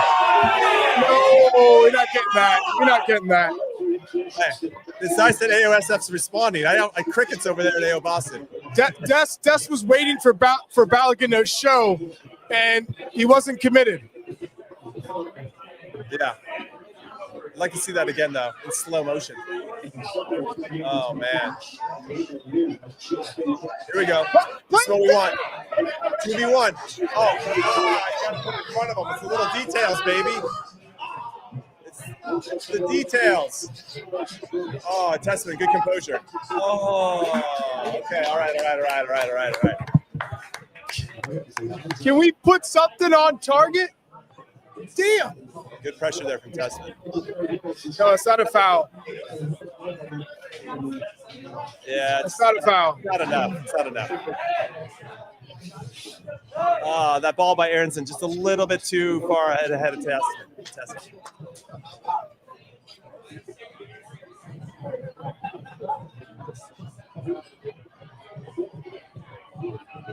I see somebody taking their jacket off, ready to check in.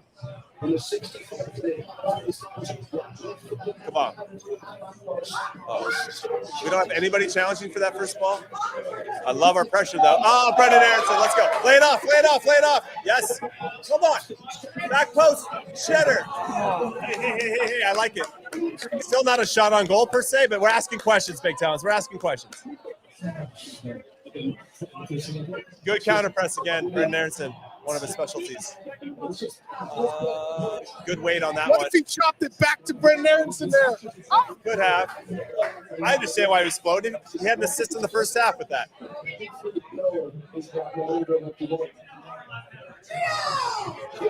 There we go. Come on. Let's get one. So Big Tone's going to be right. 2-1. How are we not challenging for the first ball? Yeah, this could be a good sub time. I agree. We said that. Insane. This is a good time where subs can come on. Yeah, let's get some peppy time. Right here, if I'm a striker, I got the two center backs. I'm on either side of me. I love that ball into the channel. I love that ball. You make that U, and you're coming in because Tessman was waiting for him to make the run. Right. And by the time you get on it, you're in the box. Right. Tessman's really well. Oh, baby. Oh.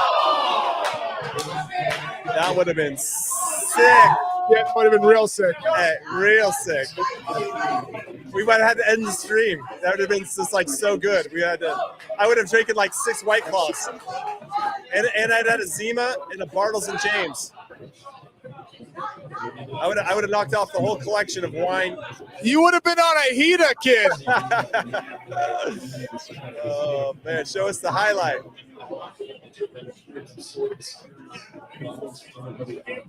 Here we go. Are we waiting for a goal? Waiting for a goal. Waiting for a shot on goal. Yeah, we're asking a lot of questions. It's not nothing super clean. All right, here we go. Turn that into something. Here we go. Yeah, we got transition game. Look, we how did we not turn that into nothing? Not even getting into the box. Oh, God. I feel like we should be seeing subs now. Like I'm what a ball by Tim Ream, by the way. Luna and Freeman. But you see, that's where Christian makes a difference. Yeah. That's where Christian makes a difference. It's a good transition play. Des 1v1. Cut him inside and hit it. I thought that was going to be one of our patented Des left curlers.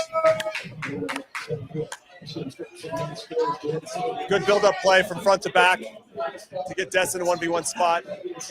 Oh, baby. He just like, I'm going to swing and see what happens. Give it a little, Let it go. Woo! give it a little love. He tried to hit that as hard as he could. He could have chopped them, too. Oh, my God. If he chopped them there, the defender bit so hard. Scally's out. Freeman in. Yep, so he sees Freeman as a right center back in a back three. And potentially a wing back if they need him in a pinch. Diego Luna coming in. Who's going out? I saw Scally out. Rusha Munchen. It's going to be Aronson. Going to get some Luna and Reyna time? Yeah, I think so. Everybody. All right, here we go. Yep. So Aronson. Oh, no, Des is out. Oh. So Freeman comes in for Tessman's playing. Tessman's. Hold on. I think Aronson might be playing that role, maybe. Yeah, you're right. Playing out wide right. Yeah. That's right. Hello? So Freeman's going in for Scally, and then Aronson is pushing out wide right. Yes. It's for Reyna and Luna. Gio still getting a lot of minutes. Let's see if he runs him out for 90. And then doesn't play him the second game? Maybe. Maybe. Interesting. They threw it up in the screen as for Des. Yeah, but you can see Aronson. Yeah. Yeah, Freeman's definitely the right-sided center back. That's where we've seen Freeman as of late, not right center back. So Right. I think, yeah. And because he's got the ability to play the wing back too, I think Freeman is really close to punching his ticket. All right, 20 minutes left, a little more than 20 minutes left.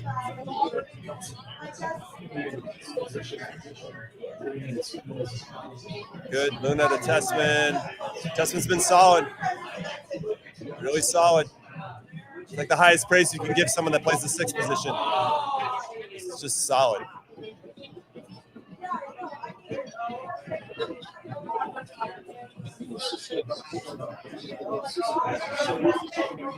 I jinxed him.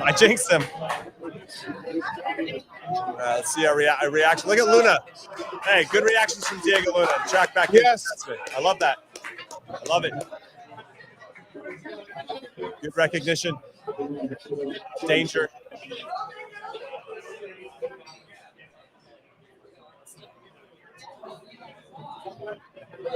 Balogun's still in, Reyna's still in. Bit of a surprise. I think we were going to see Pepe and Luna in those particular positions.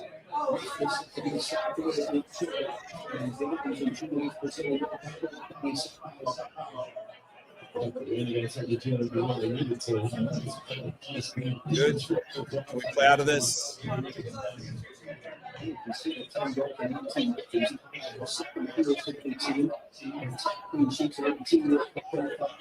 Paraguay are an interesting team. Really interesting team. You know they have quality. They're hard to break down. But are you surprised Pepe hasn't been brought on? I am surprised.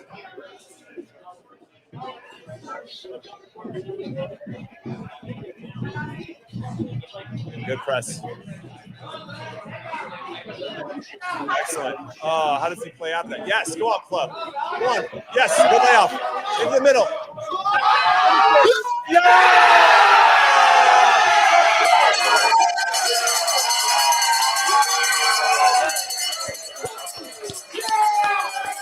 Love to see it. Come on. USA! Come on. USA. USA!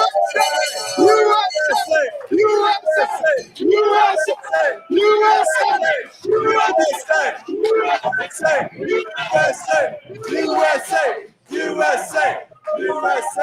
USA! USA! There he goes. Good layoff.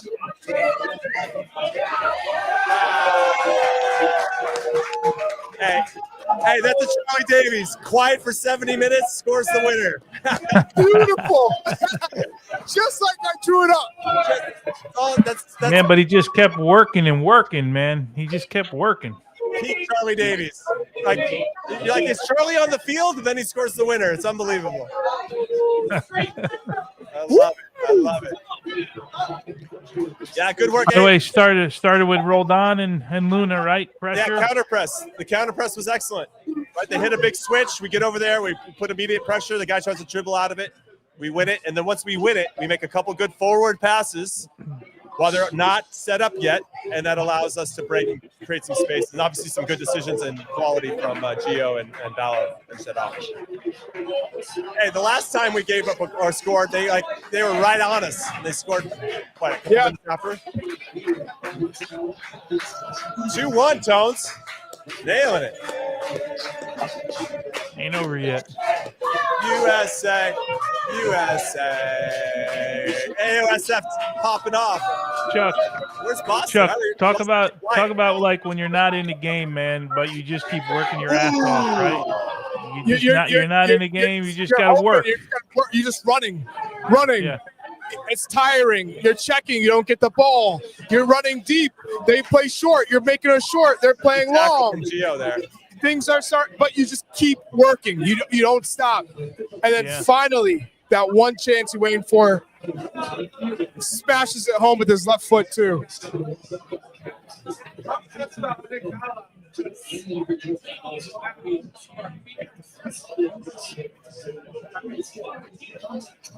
Jim, I'm gonna give you one chance. I'm gonna give you one chance.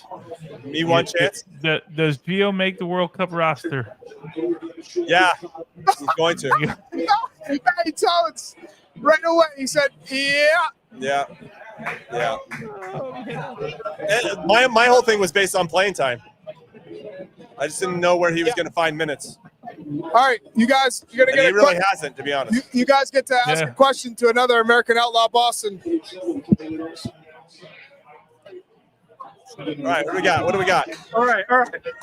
This is for Charlie. This is my friend Charlie Davies. Let's go, Mr. Charlie Davies. As a striker, what is it about Florian Balogun that makes him stand out from other strikers in our pool or other strikers we've seen play for the U.S. before? What is it that brings the hype so hard for Ballo? His instincts and his technique. Yeah, that's what stands out. 100%. His movement in and around the box, but when he does have good touches, he's very dangerous. You got to answer questions from Jimmy and Tom. Oh yeah. Man, did you just gave him a layup, man? Yeah, you gave him. Come on.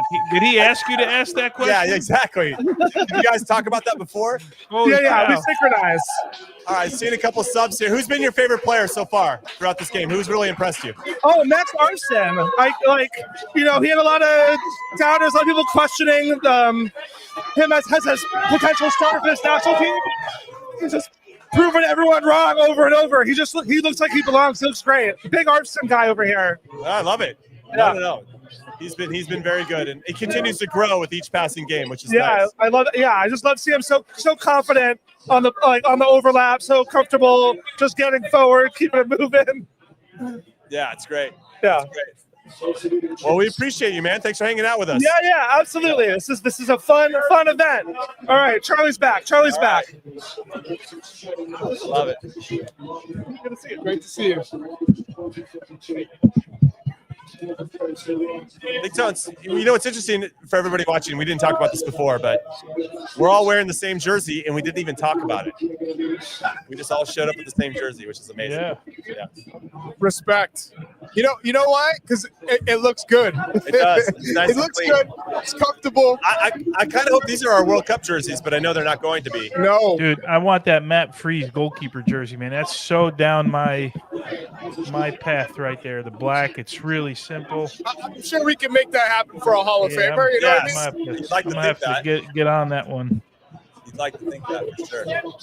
I talked to Big Cat, Tony Sana, who just got inducted into the Hall of Fame. We got to get Big Cat on here. We do. He told me, I said, hey, can I get one of your jerseys? It'd be cool to have a Big Cat jersey. And he said he was a hoarder, and I can have any one of that he wants. If you could get any Big Cat jersey from any era, any team you played for, who would you take? I went with DC United, 1,000%. I went with DC United 96. An early DC jersey. That's what DC United 96 is going to get one for me, which is amazing. So I'm buzzing. I don't know, that 2002 World Cup you played, I get my hands on one of them. Yeah, that's true. You know what? He's Gambian too, like me. We both have that Gambian influence. So I'd be happy with any Tony Sana jersey. Paraguay, obviously, going to have some type of response, play with a little bit more urgency now. And Almiron gets a good shot on goal. Matt Freeze parries it over. Also, maybe this is a question, and I'll just say it live so our producers put some pressure on them. I'm getting people here at AOSF, they want to buy Call It What You Want merch. And I was like, I don't know where that is. I don't know how to answer that. So I heard it's coming. Okay. Des told me, he promised me it's coming. Mugs, hoodies, tees, some visors for Jimmy. Maybe a White Claw. With a big bill? Big bill. White Claws. my bill is awesome. I had to rock my 1990 U.S. Soccer visor in honor of Tones. Jim Lasso. Jim Lasso. I love that. Oh, man.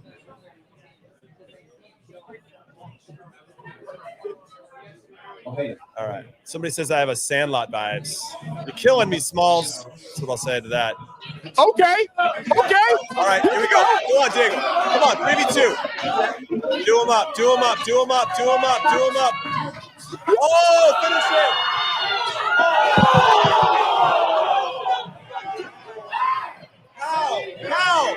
How? If there's ever a person you wanted to fall to. It's never going to look any better than that. Even Conrajinho could have scored that one. Oh, why did he take that extra touch? Why? Oh, he could have hit it after his first one. Oh, man. Oh. Pepe. Look at Kaku coming in. Good old Kaku. New York Red Bulls legend. Hot Tones. So Aronson, is he holding his hamstring? Wow.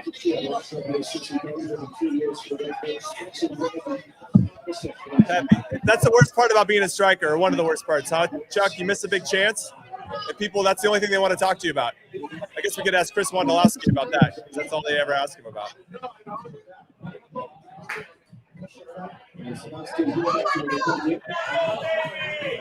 Looks like Brendan Aronson is done. Sebastian Berhalter coming in.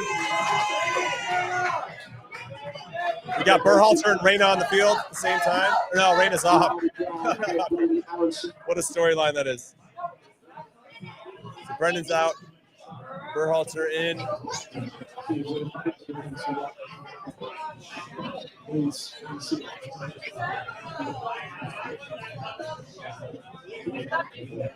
All right, here we go. Our press. We were prepped. What's happening? Guys are flopping all over the place. So how do we go here lineup wise? So you have Aiden's next to Tessman. yeah. And Berhalter's he's out wide right. He's on the right, right?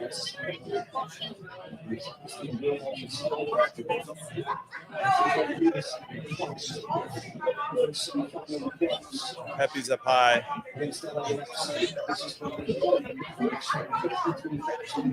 All right, 10 minutes to close this game off. And Timothy Tillman in the middle. Yeah, Tillman getting some minutes. That was a bit of a surprise.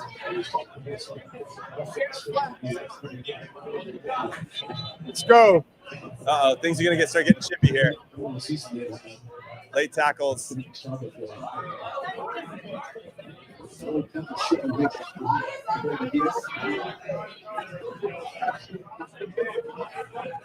Yeah, good shift from Brendan Aronson.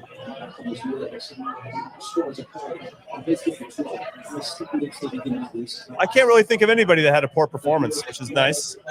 Right? What do we always say, Chuck? Even way back, that if we have enough guys that play 7 or 8 out of 10, you're going to end up winning the game, right? I thought a lot of guys were in that area. So far, obviously, the game changed, but that's a couple games in a row. We've had really, I like our consistency.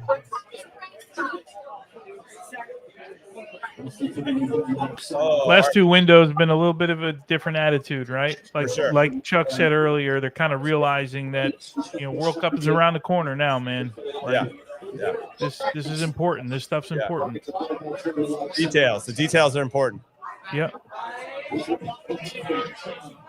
Ball. All right, Tillman. 4 first touch.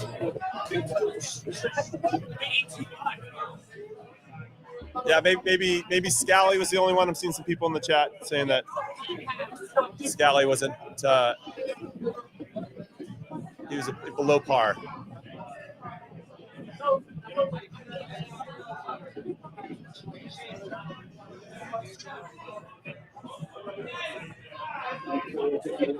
Oh, good tracking by Freeman. Like the tackle.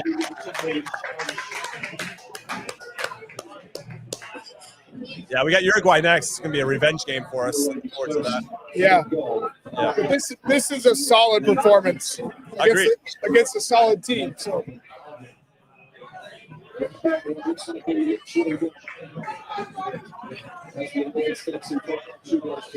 All right. Long throw specialist coming up. I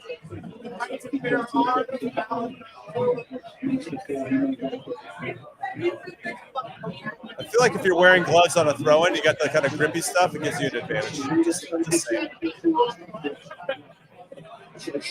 Berhalter's sprinting everywhere. Oh, it just got smashed.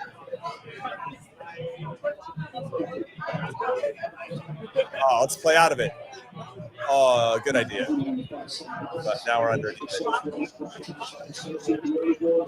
No way. Don't give up a ball here. No. Got to get it out. Seriously.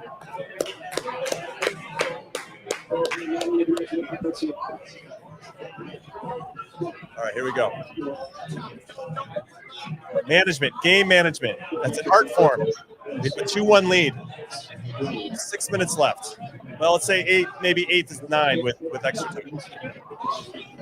Injury time, whatever.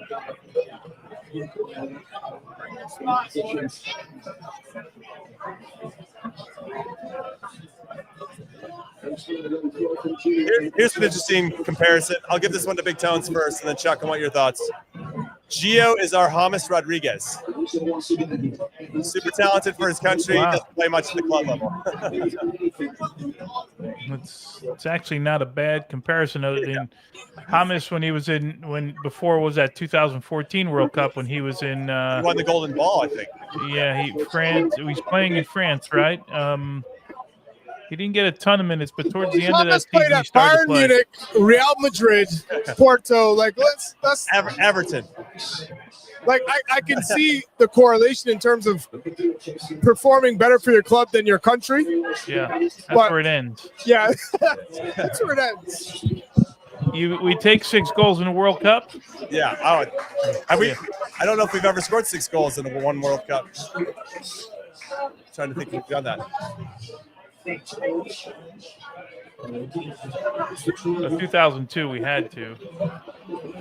Yeah, we had 3 and 2 and 1 against Poland. 7.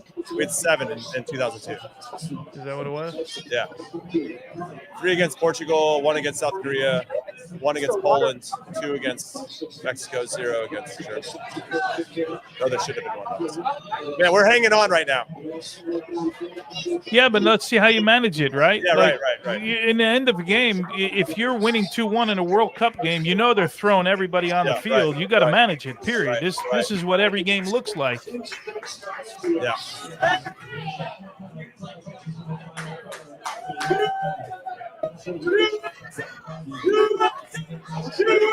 Good finish by Balogun, by the way.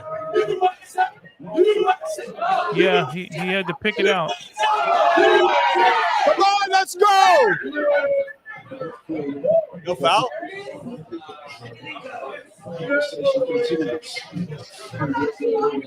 Yeah, Des,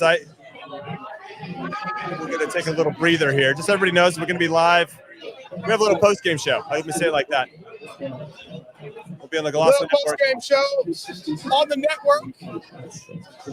We made the network TV, baby.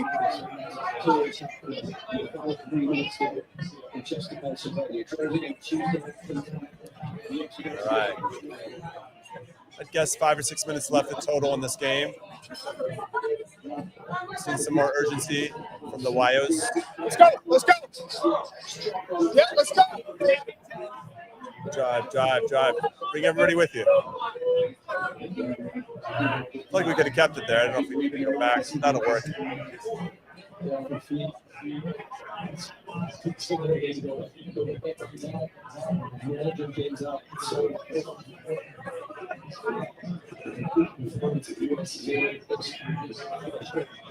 All right.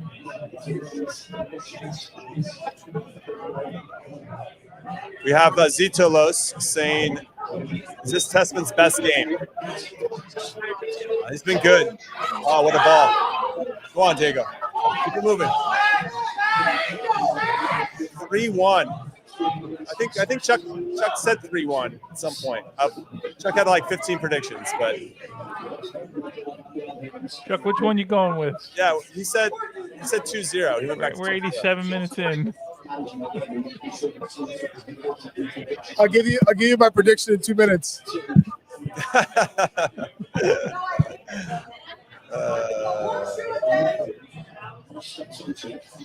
Who's going to check in off of that? Got to go forward. Pin him back a little bit.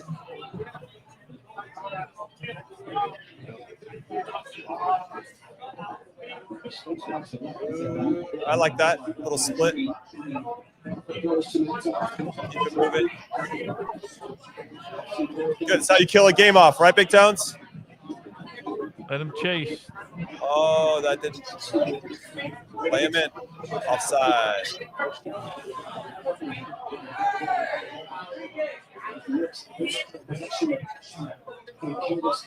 Okay. Still poking around. At least we're moving the ball. All right, let's kill this game off.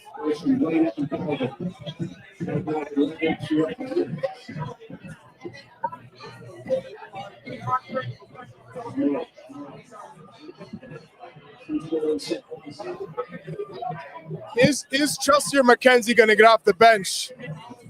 They're at home in Philly, or Pochettino doesn't give a damn about that? No, he don't care. Did they say how much extra time? 4 minutes.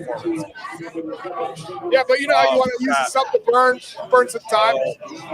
Oh my, Aiden Morris. Oh my.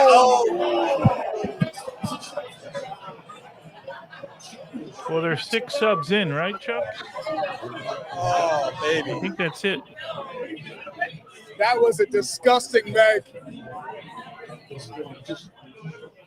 Oh.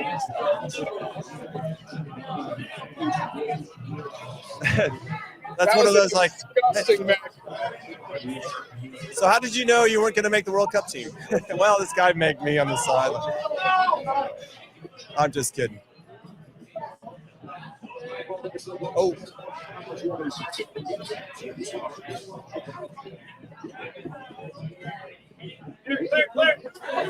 Watch.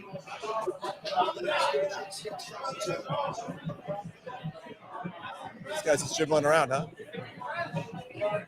Just keep dribbling, dude. Yeah. Good pressure. Oh, whoa. Hey, Freeman came at him hot. Whoa, holy sh! That's a proper. Wait.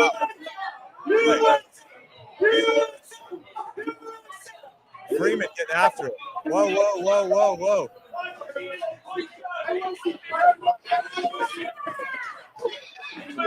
Hey, there are some Paraguayan guys that got in. Yeah. Damn. This is a proper brawl. Proper ball. Brawl.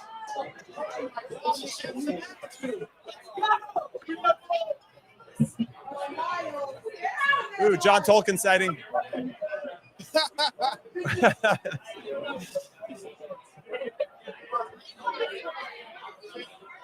I'm not sure that little dude wanted to mess with Freeman on the outside there. Well, I don't even understand why it popped off. I was looking down. Let's see.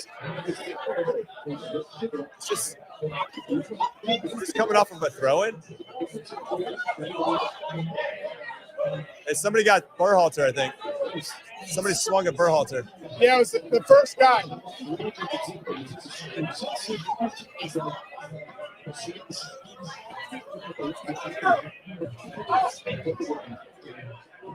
Yeah, wow. Good luck with this one. Yeah, that guy's got to get off. This dude. Yeah. Send him off. Instigator. Chippy. I love chippy games. Send his ass off. That was a proper ball.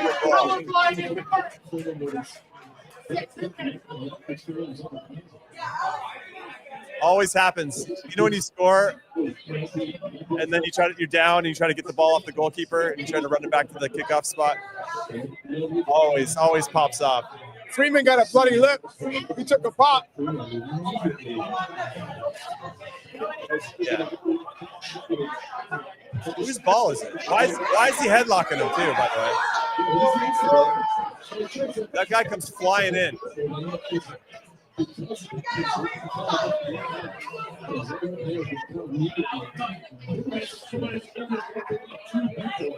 Yeah, he's gone. He's usually the captain, isn't he? Alderete? Alderete is usually the captain. Roll.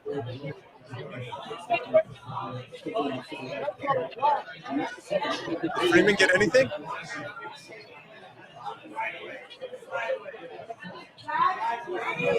Wait, does the sideline ref have a yellow card? I see a yellow card in his bucket.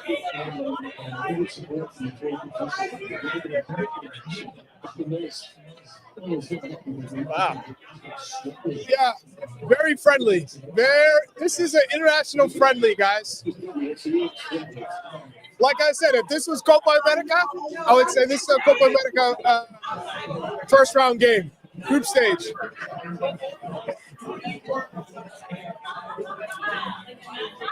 Imagine if we draw them in the World Cup. I don't get the linesman with the yellow card in his pocket. I don't either. I don't understand that. Can someone? Is there a referee that can explain? Uncle. Yeah, let's get Christina. On the Have you ever seen that before? No. Maybe he has to have him just in case the center ref gets hurt or something. I don't know. But he had his yellow card out. Yeah, he had the yellow card out. Was he maybe logging the who got yellows or whatever? I don't know, man. Yeah.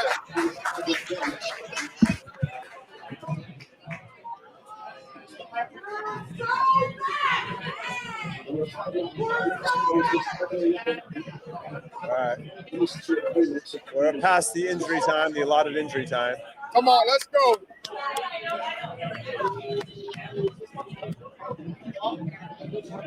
Well, we're definitely not backing down from a fight. Nope. I love to see it. No softies in here, you know what I mean? No softies, baby. No softies. Hot dogs? Yeah, you gotta do it, man. Although I thought that was a dumb fight. Like, that started over nothing. Yeah. Right? Good entry pass. Yeah, keep going. Dunk on him. Good tackle. Risky tackle, but a good tackle.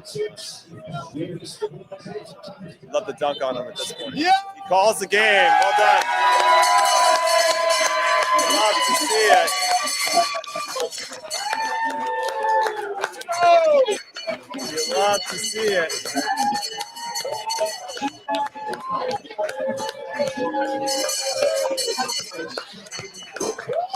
All right, everybody. We are going to stop down for a few minutes. And when we come back, we're going to get into our post-game show. Me live from McTeague's, Tony live from his house, and live from Worcester Avenue, the Banshee Pub, Charlie Davies.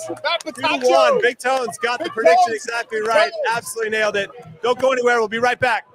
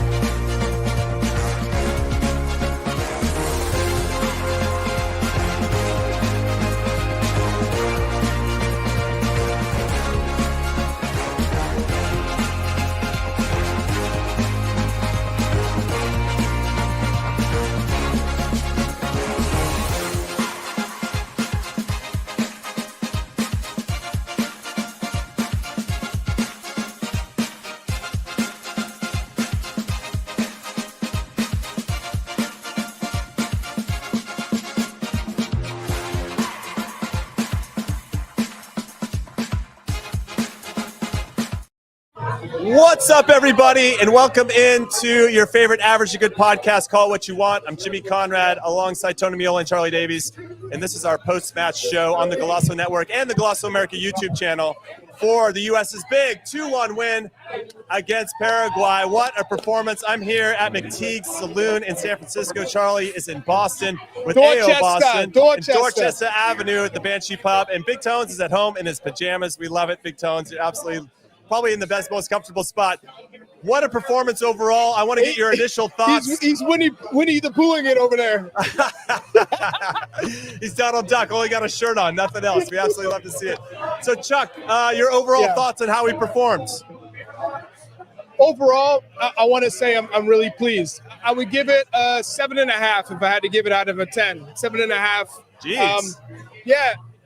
The only negative for me is that when we did get into the final third, and again, this is against a really resilient team, that we didn't create more from those opportunities.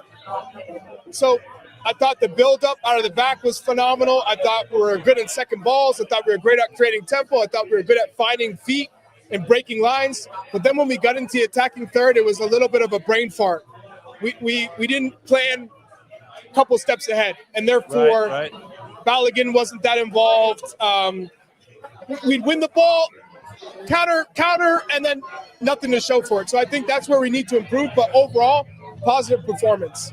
Yeah, and some of the positivity should be surrounding Gio Reyna gets his first start in a really long time for the U.S. in particular, and scores within the first 5 minutes. Tones, it obviously has an impact. Should be assists to Flo Balogun on his goal later on in the game. He got deflected, so he probably won't get it officially, but obviously put himself in a good position to be very dangerous for us. So we have the positive stuff overall from Chuck. The players, would you say Gio Reyna's got to be one of the stars? Anybody else that stood out for you, Big Tones? Yeah, I think he has to be one of the stars for sure.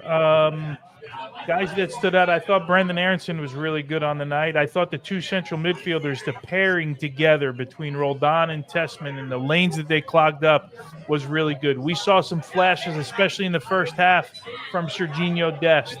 The back three, they were good. I don't know that they were tested the entire night. There were a couple of moments that were okay, but what we're seeing from Pochettino's back three, because of having an extra center back, they are really aggressive stepping into the ball.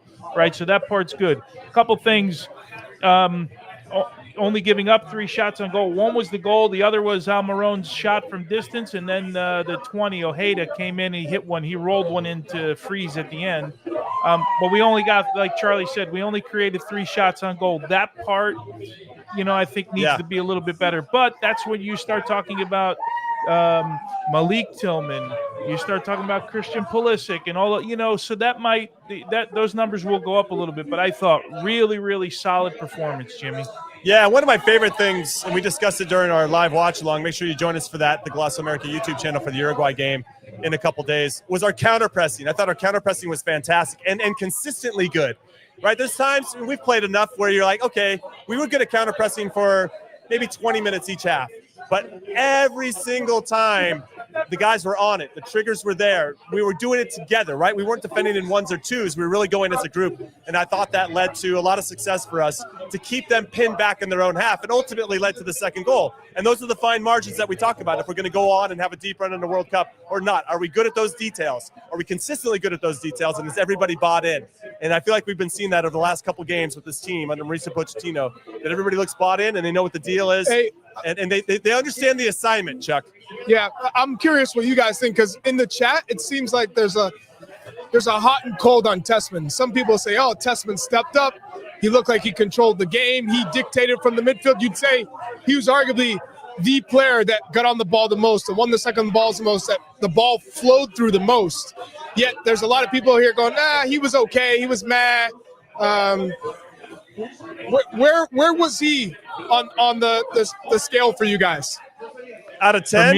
Yeah, go ahead, Tones. Go ahead. Yeah, he was good. I want to go back and watch his game to see how many times Tanner Tessman received the ball. His body was halfway turned from a guy in deep areas, and he turned and got forward. We don't see that a lot from those guys. Christian Roldan did it as well. It's clearly a narrative from Mauricio Pochettino that he doesn't want his central midfielders to be looking at the defender and giving it back to them. See if you can turn and go forward first. So I got to go back and watch how many times he got forward compared to how many times he played a lazy ball back or the simple ball back. I don't know where the cold part was for Tessman in this game. Yeah, I thought he was very good. I thought he was very good. Yeah, I don't see the cold part for me. The way I like those guys to interpret the game. Yeah, I mean, he definitely gave the ball away once or twice, but not enough to, I think, really make a dent. You also have to take into consideration where he's losing that ball. Is it higher up the field where it's not going to hurt us as much? But Jimmy, this is that's nitpicking, I hear right? the Star Wars Satan 5588. Tessman gave it away at least 6 times. There are elements for somebody who is supposed to be a playmaker out of midfield that you want them to play those risky balls sometimes. You need them. And risky balls are not going to be 100% accurate.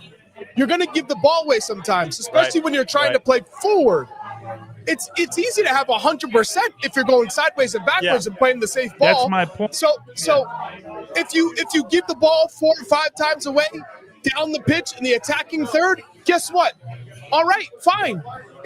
If I give the ball away in the defensive third on a ball that all of a sudden turns into an attempt for the other team, an opportunity, then you're saying, okay, these are negative marks. But if you give the ball away in the attacking third because you're trying something, you can't fault Tessman for that. I also want to take into consideration too, when you think about the game overall, did we control that area of the field that he's sitting in? Him and Roldan, did we control that area? I'd like to say we did. And I thought we controlled most areas of the field. I know in the attacking third, bringing attacks to completion was a little bit harder for us tonight, but we were in and around these dangerous areas, and that's something obviously we can reflect upon and get better at when we play against Uruguay, who are going to be another tough test for us.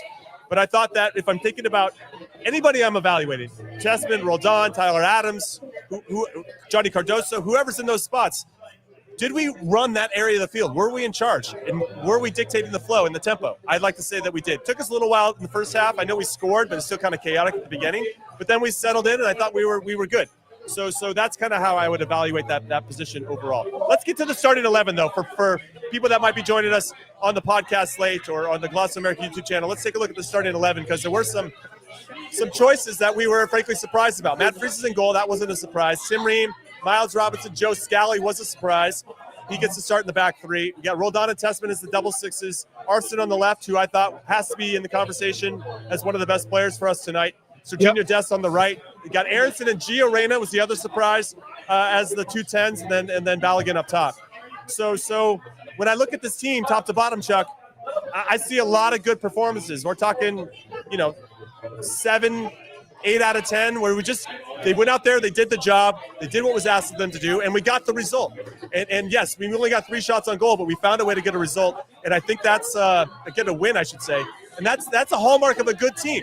And so I'm pleased. Overall, I'm pleased.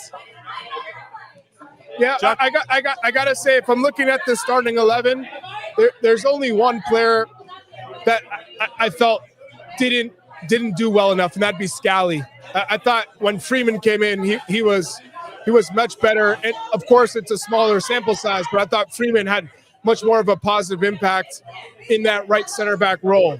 I thought Scally was maybe trying to do a little too much, and that's expected from somebody who was on the out for a long time. You get your opportunity and think, I got to do too much. Making too many unnecessary runs. When the ball was at his feet, it looked a little bit clunky. So I think from that standpoint, he didn't have the best of showings. Reyna and Arsene really showed well tonight. Dest, I thought he did a pretty good job, but I think basically we know who the locks are as of now, right? Balogun is the out-and-out number 9. I felt bad for Pepe missing that chance. You got to finish that. That's supposed to be his bread and butter. Yeah, it doesn't get any easier. And of course, it's a little bit bad luck from him. But if I'm Haji Wright, I got to be thinking, hey, give me that chance against Uruguay. And okay. I think he's going to get that opportunity to play. I just don't know, does he get the start over Ricardo Pepi in that one? Yeah, we're gonna have to wait and see. And that again, I'm really looking forward to that game, especially off of this performance. Now, Tones, Gio Reyna just said this on TNT. It was a perfect week. Just honestly happy to be back playing with this group, with this staff. So, and he also cited that training at Gladbach for. He's been training at his club. I'm pretty tall. I feel like I can jump when he's talking about his header. It's just about timing and technique. It's starting to pay off. obviously we're going to see and this is something we've said before. And before I throw it to you, the best version of Gio, that the one that I like to see, is when he's smiling and having fun. That is when we're going to get peak Gio, and I thought we got a real good glimpse of that in him, and now in post game, feeling really good about what's happening right now too. Yeah, well, first he should feel good about his performance, right? Getting back to the national team, it's a pressure moment for him. We talked about at the beginning of this game. This is the storyline from tonight, right? We can make up some of the other storylines and talk about positions, but Gio Reyna is the story, right? That he started tonight, because Mauricio Pochettino has been steadfast on, if you don't play at your club, you're not playing in the national team, and then you go make what he calls an exception. He's the exception, right? And every manager has one of those. But then you got to go and you got to play well, right? Then you got to go and you got to perform, and you got to show the manager, okay, you got faith in me. I got to give you something in the end. He gets a goal. He gets, okay, probably the assist on it. But, he's involved in the play, has great touches in the first half, and he's probably not even close to where he needs to be for his career with regards to fitness and minutes and confidence and all of that stuff. And we can only hope that his time at Gladbach continues to grow, man, and continues to get to a place where now he can go 90 minutes, because I still think, and I've said this all along, like, we're a better team when he's at his best version. And whether he comes off the bench or he starts, he can make an impact in the game for this team. Yeah, there's no question. Final pass, his ideas, what he's looking to do. And yeah, I guess the flip side of that too is, and we've discussed this before, when you're around someone who can hold on to that ball for like that split second longer, it allows you to make runs. The supporting runs become very important because you can run with more purpose and intention, knowing that this player can get you the ball. We've both played, and we've been on fields, Tones, as well, where you've got a guy that maybe can hit that pass 50% of the time. And so when you're going to make that run, you're like, man, if we lose this, I'm going to actually have to hoof it back to defend. And that could be, do I really want to run 100%? But when you know you got a guy that can play that ball in front of you and get you in good spots, you're going to go all in. And I feel like Gio's got that quality. So I'm very excited to see him, again, playing with a smile, playing with confidence. And now I just want him to get minutes for Mönchengladbach. He's clearly got something. So play him, goddammit. That's kind of where I'm feeling on that. So Chuck, let's talk a little bit more about Balogun, and move into another player that could be in the conversation, scored the game winner. I don't know about man of the match per se, because he was quiet, but I don't know. That's not all on him, because we're not necessarily getting him the ball in good areas. Well, one, he got his goal, right? So we're talking about strikers and their impact in front of goal when you get an opportunity. He got his goal. So I think from that standpoint, you clap, because sometimes the game isn't going to be it coming to you in a way as a striker. You expect it to be get into a rhythm, establish a rhythm, get some touches. We started to see him drop in just to get a touch on the ball. But I'd say from him, it was an underwhelming night, but he still gets on the score sheet. Those are what that's the kind of game you want from your striker, right? That means he's getting one touch every 3 minutes. Yeah, it's more than that. It's 5 minutes. How bad's my math right now? Yeah, 5 minutes. So from that standpoint, it's a job well done. He gets the game winner. But I look at Gio Reyna, and because he had the goal and the assist, essentially it was not a real assist, but he created the goal. He would be the man of the match for me in the 75 minutes that he played. Plus, in 75 minutes, he's healthy, he's smiling. It's a huge plus. Yeah. I would love to see Christian Pulisic with that trio, right? Yes. And we still can't forget about Malik Tillman, who's also has a say in some playing time there. So we're talking about depth and guys who can actually create and be dangerous. And Weston, who has played there, Chuck. That's right. Weston. Yeah, we haven't even talked about Weston McKennie. Weston's a little bit of a different profile for that position. So it'll be interesting to see what Pochettino does in the end. Yeah, it's going to be interesting to see. Now let's talk a little bit about the back line. I didn't think we got pressed too much in terms of when we had the ball. Paraguay was dropping off quite a bit, and it just felt like, let's just somehow get the ball with Tim Ream, and he'll end up making the right decision, which isn't the worst thing because he is a very good passer of the ball. And that led to us getting it wide, and I thought Arsene was good and got up and down. And, man, his assist, Max Arsen's assist with his right foot was superb, and it really kind of set the tone and gave the whole team confidence, which was nice to see. I believe you said it earlier, Tones. We didn't really get tested, or maybe it was Chuck, defensively. And when we did, I thought we held up for the most part, but as I mentioned during our watch along, it only takes one play to get in behind, and all of a sudden we thought we were cruising, and we were 1-1 pretty quick after establishing the lead, and then they started asking more questions when they upped the urgency later in the game, and so we managed it. That's important too, right? We got to manage the game and see out the results, and there was a little brawl at the end too, so it was nice to see us have a little fight and bite and a little spicy, but I don't know if we got tested in the way that we're going to probably get tested against Uruguay. Tones. Yeah, I think that's the challenge for the group, right? Is who is on either side of Chris Richards, right? That's the reality. He's the best center back we have. He's going to be one of those guys I think that sticks around. He's like one of those 10-year center backs that we see him in multiple cycles in the World Cup. That's what he's grown into for me. Tim Ream seems to be the guy on the left, and I think if we go to I'm guessing we're staying at 3 in the back, right? I don't know that we're going to see. We probably don't. I don't want to ever see a back 4. Thank you, Chuck. We got him there, Tones. We finally got Chuck. We finally got Chuck so convinced he doesn't want to see a back 4 anymore. We probably can get rid of all those graphics in the back 4, right? Let's just throw that one out the window. So, but I know I'm joking, but that helps Tim Ream more than it helps anybody, because when you talk about Miles Robinson or Chris Richards or Mark McKenzie, those guys have recovery speed. So if they get in trouble, they can recover. That's Tim Ream's biggest deficiency right now, right? And it's natural that he got a little bit older, so he has to step in a little bit more. So if you're going to ask him to do that, you got to have cover. And then when he gets on the ball, we know he's pretty good on the ball, right? So he helps that back 3 more than any of the guys that play in the back 3 when we have the ball. So Mauricio Pochettino has to weigh. We know he's a good leader, clearly, because Pochettino makes him the captain every game, right? I don't think he's been on the field. I might be mistaken on that, but I don't remember him being on the field and not being the captain. So you're weighing like all of those things, and Pochettino thinks that he's the guy. So I'm guessing we're looking at one center back, and that's the right-sided center back for whoever that is for Pochettino. Yeah. Well, at the moment, though, who do you think is leading in that right center back spot? I would say Miles Robinson. I would say Miles, yeah. Yeah, although I'll tell you what, Freeman is pretty good Freeman's tonight. pretty damn close to it. I'll tell you that right now. I remember he wasn't good in the game he came in. Who was the last game he came in as a right? And then they ended up putting him in as a wing back after that, right? He came in first as the right center back, and he looked really uncomfortable. So maybe he's been working on it, but tonight he looked really comfortable to me. Would you prefer Arfson or Weah? In that, if you came down to it right now as a left wing back? I think Way is more dangerous.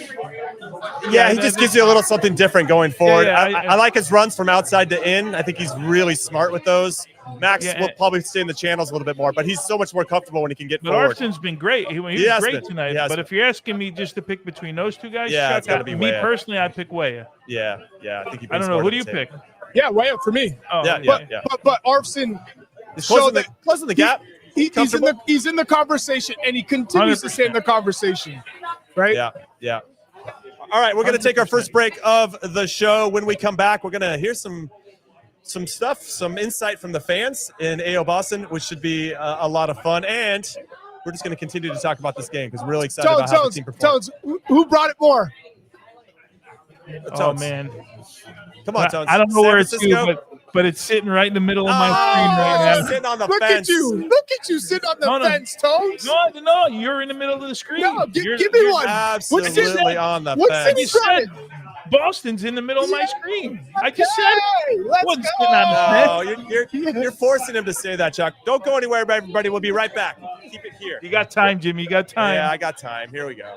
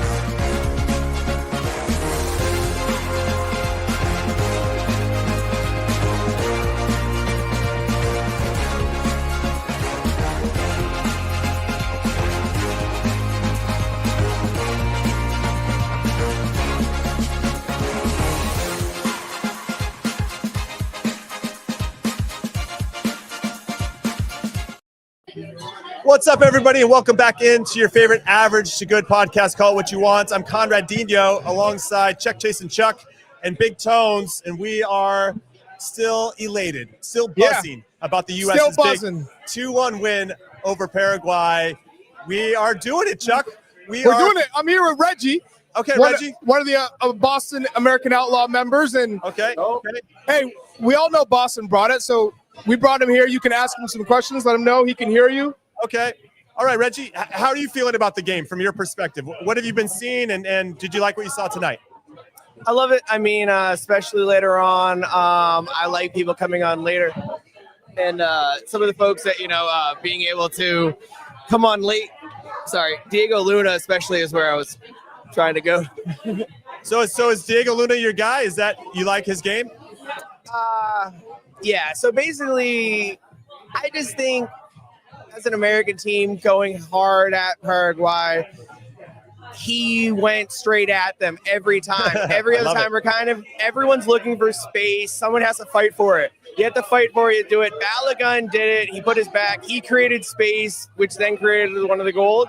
But, you have to be fighting for it as well. Too many people were trying to get cute. So I think, that was kind of. I love it. I love it. It's good analysis. Thank you, Reggie. We appreciate you. And, one of these I'd ask is, can anybody name 3 players who should start for over Diego Luna on the U.S. men's national team? See? Yeah. Give me 3 players who can start over Diego Luna. Christian Malik Tillman, Gio Reyna. Yeah, you probably have Weston McKinney. I'll give you 4. Weston McKinney, that's 4. Reyna, yeah. in position, fine, but Reyna, then I'm asking. He's not buying it. He's not buying what we're selling, huh? No. I mean, given this formation, listen, I love the fight and the spirit that Diego Luna has. There's no question. And Diego Luna is going to be in the roster. That's not a question. Reggie, he's not going to start. He's not going to start. So he's more of a super sub because of all the things that you love about him. That's what's good for him coming off the bench. He can give us a little bit of a spark if things aren't going well, But it wasn't great tonight. He tried to take people on, but nothing came off for him. Well, tonight. he did set up the second goal with his pressuring. So I mean, there's not intangible. Well, rolled on with him, right? Right. Yeah. Important to the group, but probably not a starter. Yeah. So is he a better Darwin Núñez? So is he chaos? Yeah. Throw him there. He's a chaos guy. Him and Brendan Aronson. He's got quality. Are chaos guys. But I like what he has in terms of quality, just not a starter. Yeah. Reggie, we appreciate you, man. Thanks very much for hanging out. Absolute beast. All right, so one of the questions that I have is, now that we're unbeaten in 4 straight against World Cup bound competition, are we feeling better now about our team? And this is for everybody that's watching on the Glosso America YouTube channel, or hit us up at Glosso America on social media. I want to see in the comments the negative stuff, because there is no way we feel the way we felt from Nations League when Pochettino took over his first major tournament with this group, to some of these, the summer, a dreadful summer, talking about Switzerland and Turkey, into a Gold Cup that was mostly against poor opponents. The strength of schedule wasn't there, and then to where we are now, Japan, Ecuador, Australia, Paraguay. Big difference, formation change, but also the mentality, attitude change. So I think when you throw all that into it, no doubt we're in a much better spot than we were with Pochettino. I also feel more confident that he knows who we are. He knows the group. He knows where MLS is. He knows kind of the potential of guys versus where guys are now, and who can contribute versus options off the bench. So I feel much, much better about where we are as a national team than, let's say, 6 months ago. That's for damn sure. Yeah, Tones, you want to hop in? Nations League was a downer, man. I mean, we were there. Yeah, it was brutal. Yeah, we were there. Didn't look like the fight. They looked confused under. Pochettino has set the minimum standard for what it takes to be on a national team.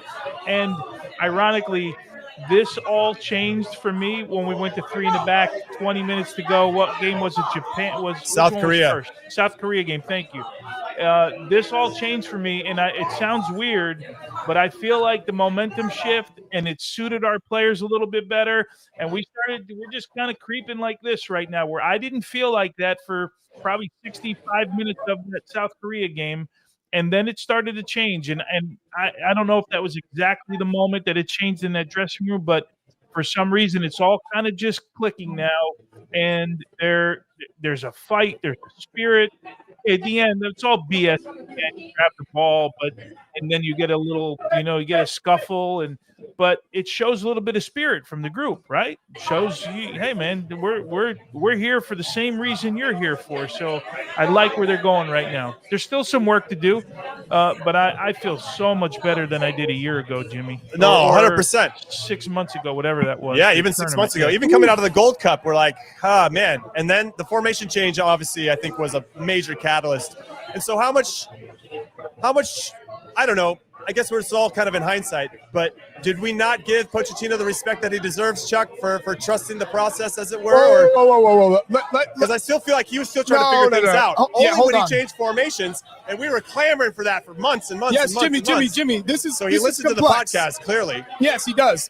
I'll tell you right now, they all do. But more importantly, though, this is a complex question because you could say it's part of the process of learning and seeing what's right. Going to a back three was never in his mind. He's always played a 4-2-3-1. And when he keeps giving opportunities and players fail, I think he was always going to test the hierarchy within the group because it was too comfortable for a lot of guys. So how do you break that mold? How do you break those habits? It's going to be a tough process. But also, don't forget, injuries were part of this. So he didn't have a lot of guys healthy at a certain time. So therefore, you got to bring in players. You're forced to bring in new players. He also was forced to learn about Major League Soccer in probably a way that he maybe didn't anticipate in a year window. So he had to kind of by baptism by fire in a summer where he had 3 weeks to a month of working with a lot of MLS guys, the non-European guys asking for arrests that probably shouldn't have asked for arrests. Yunus Musa's in that bucket of players who asked for arrests. Didn't necessarily need one. If you're not playing every week for your club, you're asking for arrests when your national team spot's already not there for you. It's not, you don't own it. That's going to go against you versus guys that are hungry, willing to fight. So I think with all that being said, it took a little bit longer than we all expected. We knew there was going to be a process. We knew there was going to be some low moments, but maybe not as long as it took. But in the end, I think we're in a great spot. I think what's also promising too is and sorry, Tones, to jump in here really quick. Go.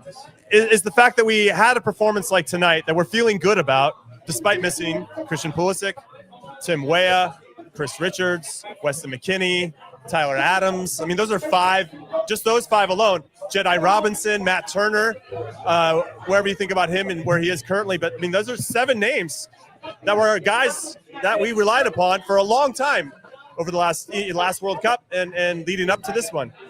And the fact that we can go out and have a really good, solid, consistent performance where everybody's bought in and rowing the boat in the same direction is incredibly promising and hopeful.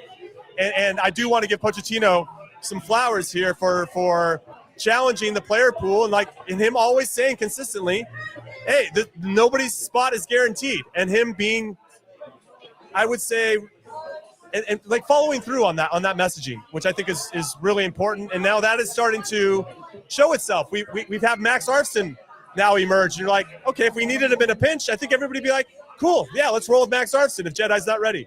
We got Freeman now. We're like, hey, this kid's good, and he can provide value. We wouldn't have seen that if it just been the same guys rolled out over Luna. Another one, right? And so Malik Tillman finally got like a proper run out where he got trusted for a while, and now we get to this.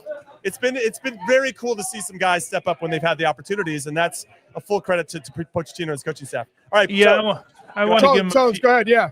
I want to give him some flowers too, but to Charlie's point, because he said, well, he's a 4-2-3-1 guy, right? And he stumbled upon this, and I don't know if he had a plan to do this. Maybe he had a plan just at the end of games to do it, right? If you need something different, but I give him credit for sticking with it. Even more so, Yes. if you're married to a 4-2-3-1, because you know how managers are, right? They believe in what they believe in. Ruben Amorim.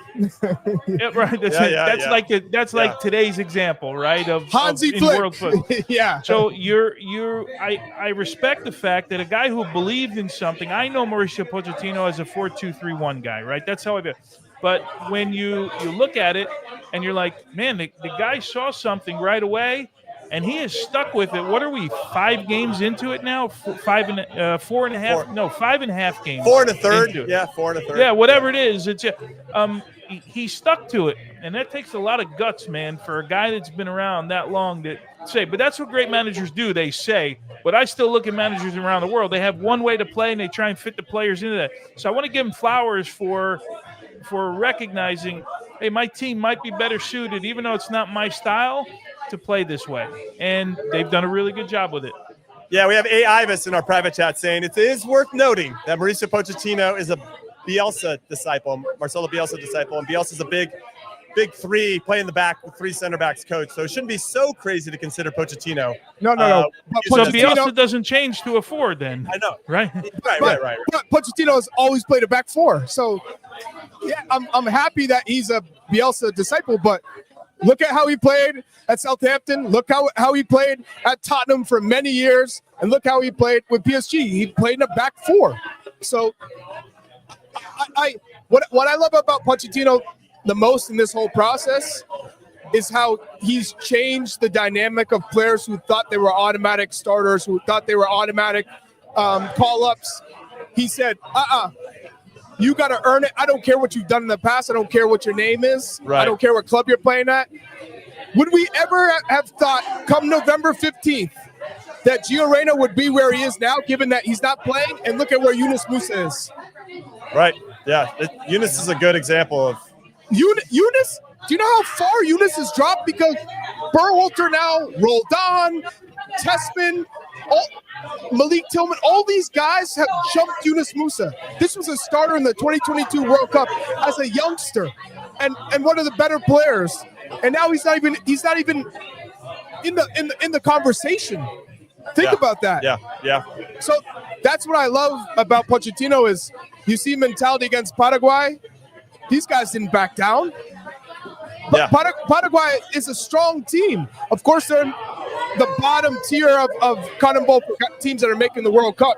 But they were a tough, resilient team that get results against some of the best teams in the world.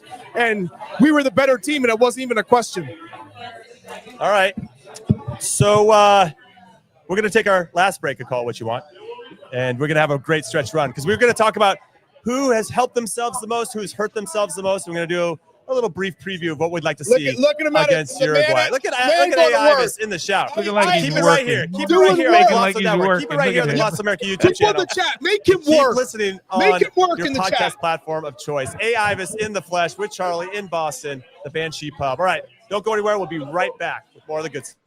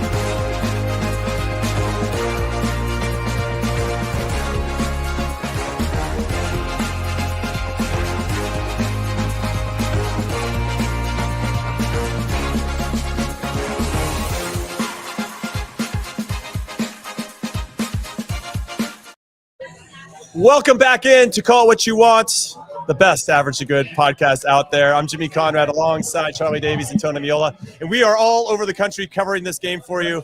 U.S. beats Paraguay 2-1. I'm currently in San Francisco. Charlie's in Boston, and Big Tones is in Florida right now. And speaking of being in San Francisco, I'm going to bring over a treasured member of American Outlaws here in San Francisco, Jackie. Jackie, come on in. Have a seat. Have a seat. So, Hello. Question for you. Yeah. What'd you think of the game?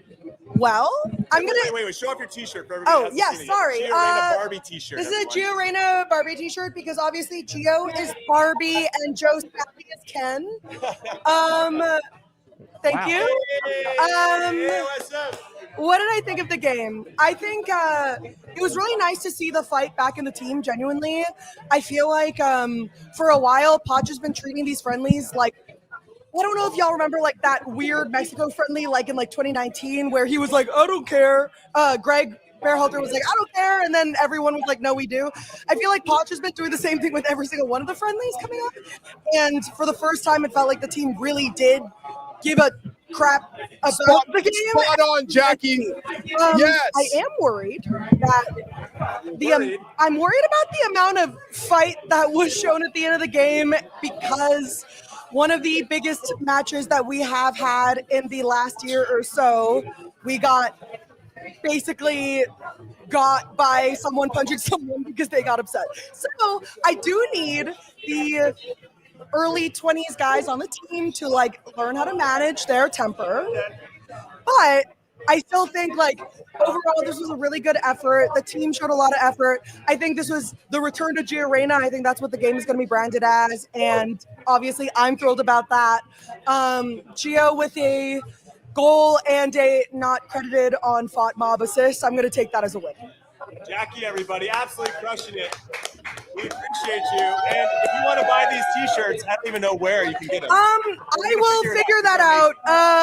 I know the guy who got them printed. I was the one who photoshopped them. So I texted him earlier today, and he was like, yeah, we can get the links back up. So we'll get the links back up. Gio is Barbie.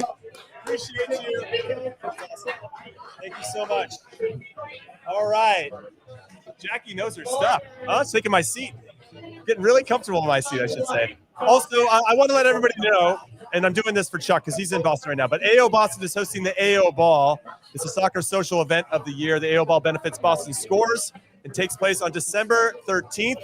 So please, if you're in and around that area, get your tickets at aoboston.usa/ball and make that happen. Very cool, AO Boston making that event happen. All right, so let's get into who did extremely well today and maybe who needs a little bit of work. Tones, coming to you first. Who do you think really skyrocketed up the depth chart, as it were?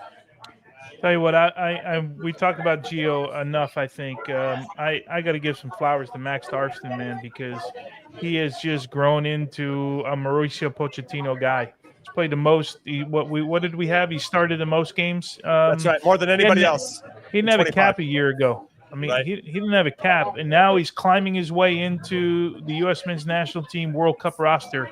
And I will say this: if we're going to start tomorrow, I want to see Anthony Robinson as the left back. But if Anthony Robinson for some reason is injured, and he doesn't want to use Timothy Weah there, I would feel perfectly fine having Max Darfston playing as a wing back, different from playing in the back four like we saw him in the beginning. As a wing back, I would feel perfectly confident seeing him playing there. Yeah, I agree with Gordo. The best way to say it, Arston, his stock is up, and stock up. His stock is up, and so yeah, I agree with you on that. And his assist to Gio Reyna really set the tone for us tonight in this game, and I thought he was very active and positive throughout. Chuck, any other? Gio Reyna's an obvious stock up. Yeah. Anybody else that you thought? Yeah, I'd say they're probably in the same bucket tonight, but Dest and Tessman would be stock up for me. Remember, Dest is he's had a rocky road coming back from injury. It feels like whether it's with the national team, even PSV, playing on the right, playing on the left, showing up late, there's just a number of things. We hadn't really seen it with the national team. Tonight, he was active. He was getting on the ball. He was trying to create a little defensive slip up on the goal because he got caught sleeping. But ultimately, I thought he had a positive performance. And then Tessman, I think he's really grown into a guy you can depend on. You feel confident with him in the middle of the pitch. He's got like a commanding presence. I thought he was very good with his starting positions. Also, when he received the ball on the half turn, he could kind of go and use his momentum to get past the defender. So those are the two players that I really like tonight. Yeah, I mean, I feel like this is going to be more of a positive conversation than a negative one. There's certain things that we know that Pochettino values. It's the details. It's your energy, especially in winning the ball back. And I thought the guys were very good in that. When I think about Brendan Aronson, a name we haven't spoken about in Stock Up, I think he did enough tonight to be like, hey, we could trust you as a spot starter if we need. And if you come off the bench, which he did a lot in the Gold Cup, or was seen more of that as in the Gold Cup, can you be a good guy off of the field and not have any attitude issues if you're not being trusted to start game in and game out? So I thought Brendan Aronson's stock went up. It might not be like these big giant steps, but I think he should be part of the conversation. But yeah, ultimately, I liked Tessman's game. I love seeing Des in a wingback position. I think he just looks more comfortable. It looks like he's enjoying himself more. Gio Reyna, obviously, that's a captain obvious pick. Arson was good. And there's something I really like, and maybe you'll push back on this with me, Chuck. But the fact that Balogun had only 15 touches in the game, but still didn't allow that to impact his performance as the game grew. You know, you can get frustrated as a 9 if you're not getting a lot of service, and that affects your energy and your runs. And he goes on and scores the winning goal. I mean, that to still stay kind of connected to what's happening and still wanting to be dangerous and being hungry, I thought was really important. So it's maybe a little tiny detail, Stock Up, but I really love that we saw Balogun being trusted, having those extra minutes, because we thought he was going to get subbed out at the 60th minute. He stays on and then obviously makes the play that makes the difference. And so there's a lot of Stock Up that I like. And I don't know if you want to push back or if you agree with me.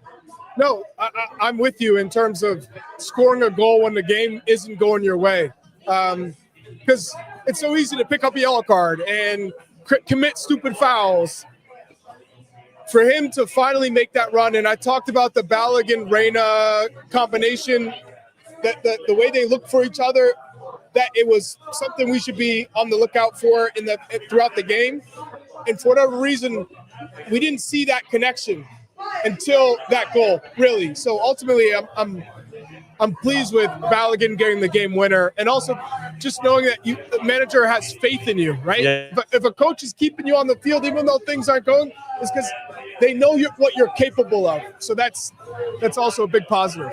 Okay, one more I wanted to add. No, go ahead, Tone. Sorry. Sorry, with the Balogun thing, like a lot of it not being involved in the game, it's a two-way street, right? It's not just him. It's not as if he played poorly in the first half, was missing shots, ball bouncing off his shin.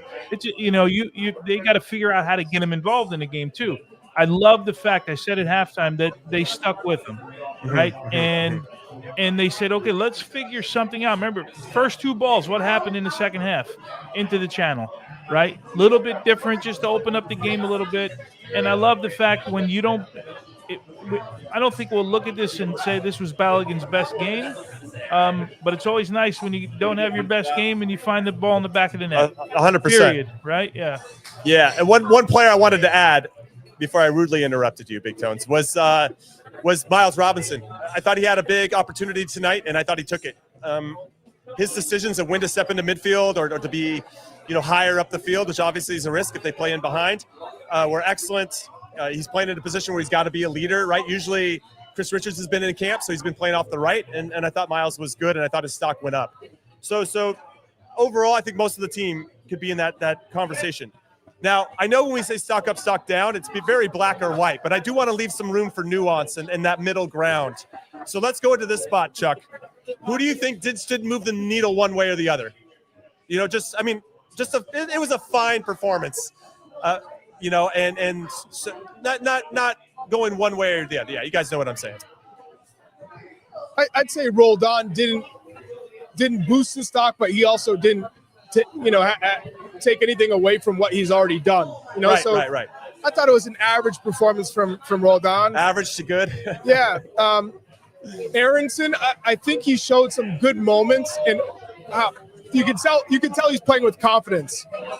But then we're still asking the same questions, which is what happens after you break into the attacking third? It was never an issue if Brandon Aronson could get on the ball and, make a good run or make a good turn. But when he's running at the back line as they're kind of retreating, what comes from it? So I think we're still in that. I need a little bit more from you in some of those moments. So I would think he fits like the average. He didn't hurt his stock for sure. Right. I don't know if he boosted his stock, especially when you're comparing it to a Christian Pulisic, a Malik Tillman, a Gio Reyna. So the guys that he's competing with, he didn't boost the stock in terms of the guys that he's competing with. Yeah, I'd say Tim Ream probably falls into that because we already know what Tim Ream's all about. Tones, anybody that's kind of Matt Freese probably that's the one. Yeah, Matt Freese really nothing on the night. I was going to go Tim Ream like you said. Yeah. But the one thing as we're just kind of going through this, I feel like we talked about during the Nations League and also a little bit during the summer. We never went to a game and came out of it saying, okay, they lost or they won, whatever the results were, but we knew what they were trying to do. I feel like I know what Mauricio Pochettino and this group is trying to do. That doesn't mean you're going to win or you're going to lose. Now I can judge like apples to apples, right? They're playing with 3 in the back, and we've seen it now for 4.5 games, and I have things to compare it to. Like I have a feeling of what I think the team can look like now. In the beginning, I feel like we came out of every game and going, one game they're trying to do this, or we thought they were. Some games we didn't know what they were trying to do, or they didn't execute properly. Now we can make better judgments for me on execution out of what we think Mauricio Pochettino is trying to accomplish. And that's where you want to be, right? You want, okay, this is our style. This is what we want to be. Now we can judge you against yourself, basically, right? In the way you want to play. Yeah. So that leads us to stock down. I think there's only one player we haven't mentioned yet, Joe Scally, and he seems like he's the consensus in the chat as well. And I think what hurt him actually is that when he went out, Freeman came in and looked better, right? So you have this kind of contrast and compare and contrast right off the get-go. No, but it's more than that. There was more than that. The ball's at his feet and dribbling out of bounds. And go ahead. It's he's coming in with the right intentions. He's hot. He's excited. He's hyped. He wants to run and wants to show he can do everything Mauricio Pochettino wants. But it worked against him. He almost played like he was the right wing back as the right center back, and then you're really unbalancing the team. And I thought there wasn't anything that he did in particular in terms of building out of the back or having a presence on the ball. I think he was conflicted in his role. And so ultimately he had a poor performance tonight. Okay, so let's do this. Any changes? We only have a few more minutes left in the show. Any changes that we'd like to see against Uruguay? And Tones, I'm going to come to you first. In goal, let's go line by line. In goal, no. You go with Matt Freese. Stick with Matt Freese. We know Pochettino doesn't like to change, so we've been really wrong on all of this for like a year. One, I guess the fitness of Reyna and like how much time he gets. Does he start again? Because he's not really playing, so that's a concern. Serginho Dest may be a concern. So how about Freeman for Scally? I'll give you that one. Maybe from the start. Yeah, I wouldn't mind seeing a Trusty or McKenzie come in for Tim Ream, right? So I'd like to see one of those two guys get a run out. Roldan or Tessman, do you want to see them again, Chuck, or do you want to see somebody else pop in there and get a crack at it? I'd want to see Tessman for sure. Maybe there's a swap there with Berhalter in for Roldan, but ultimately I think Tessman stays. Yeah, okay. And then we have Arfson and Dest. I think that I'm trying to think who else. You can see Tolkien, I suppose. I think that stays the same. Does Pepe get a start? Does Pepe get the start? I guess that's the big one, number 9. Maybe not to burn Balogun. You know why? No, but Balogun he got a red card for the league, so going back is not an issue. Yeah. He should start again. Yeah. Pepe didn't take his chance. I don't know. I guess we didn't talk about him at the stock down. I mean, he had a chance he probably would normally bury. He didn't take it. I don't think his stock's down. I think he's pretty much where he's going to be. He's going to make the team. It's just a matter of how many minutes he gets and how impactful he can be. That's how I'm feeling about it. at this particular moment. And so, okay, let's talk about our 10s then really quick. Gio Reyna get another start, and then is Brendan Aronson next to him, or do you want to go Diego Luna right from the get-go? I think those two guys start again. Gio, my gut is Gio doesn't go as long. Maybe he goes 45 minutes. Brendan Aronson, I think, starts. Okay. But, they start. They just come out a little bit earlier. And Chuck, in terms of tactics, Uruguay's probably not going to sit back like Paraguay, especially when we have the ball. What do you expect to see? I mean, that'll actually allow us to hit the channels a little bit more with Balogun and or Pepe, whoever starts. Haji, right? Yeah, that's why Joe Scally really struggled. Because remember, if the team's under a lot of pressure, he's okay. Remember, he can hold his own as a defensive right back if he's just asked to defend. You're playing against an aggressive team. Right. He can win the ball, play it forward, and his job is done. Right. When a team drops off, whether he's playing a right back or a right center back, he has time on the ball. Him going forward you're not getting much. Even though he's made improvement, he was down here, so he's taking a step forward. You're not getting much. So against a team that's a little bit more aggressive going forward, I think that just really helps Dest, and if anything, it makes it a little bit more apparent that you want to start Alex Freeman as the right center back if you wanted somebody to go a little bit more forward, or Miles Robinson in that case. But I think that's going to create more space for us, if I'm going to be honest. Yeah, it's going to be a great game, and I wonder, because as I mentioned, we're missing 7 players we've counted on for many years now, with Weston McKinney, Christian Pulisic, Tim Weah, Tyler Adams.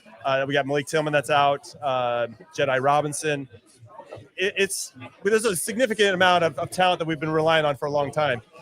They're not here. So yes, beating Paraguay, I think, is impressive with this group. I'm excited about how we performed.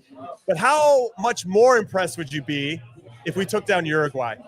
Given who they're coached by, they're better than Paraguay.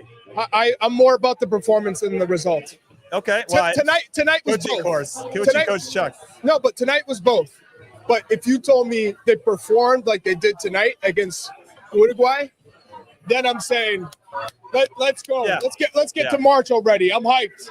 Yeah, just a little teaser. We'll have a proper preview of this game on Monday, but definitely wanted to have a teaser conversation with everybody. Tones, where are you? You be pretty impressed if we played well against Uruguay? Yeah, I mean, just understand. Understand what we want to do, right? Like, and try and accomplish the things, and don't look like we go in with a plan, and that's what we've been doing. So, Ibis will definitely put together a 4-4-2 for a lineup later. And then Ibis, what's the starting lineup, Ibis? Come on, let's go. Come on, Ibis. Ibis, final thoughts of the show. You take it away. Definitely a 4-4-2-2. No, I'm just kidding. Same lineup with 2 changes. No Scally and no Balogun. No Balogun and Scally. Wow. Balogun, he said, second one? Yeah. He's leaning towards Pepe and high energy Ibis over there. Yeah. Absolutely love it. Yeah, obviously, it's going to be fun. And I just love the momentum that we're building and the positivity that continues to grow within this team. Not only for us as fans and pundits, but you can see it within the team themselves. There's just nice positive energy that's flowing through everybody, and long may that continue, especially against a good Uruguay team on Tuesday. All right, that's it. Congratulations. Long live the performances. Let's go. Congratulations once again to the guys for doing it. Thank you again to McTeagues and AOSF, AO Boston, Banshee. AO Boston, Banshee does it like no other. His family and his dogs for letting us hang out and talk about the game tonight. The dog power. Awesome. Thanks for hanging out with the Golazo Network and the Golazo America YouTube channel. We'll see you on Monday for our preview. Later.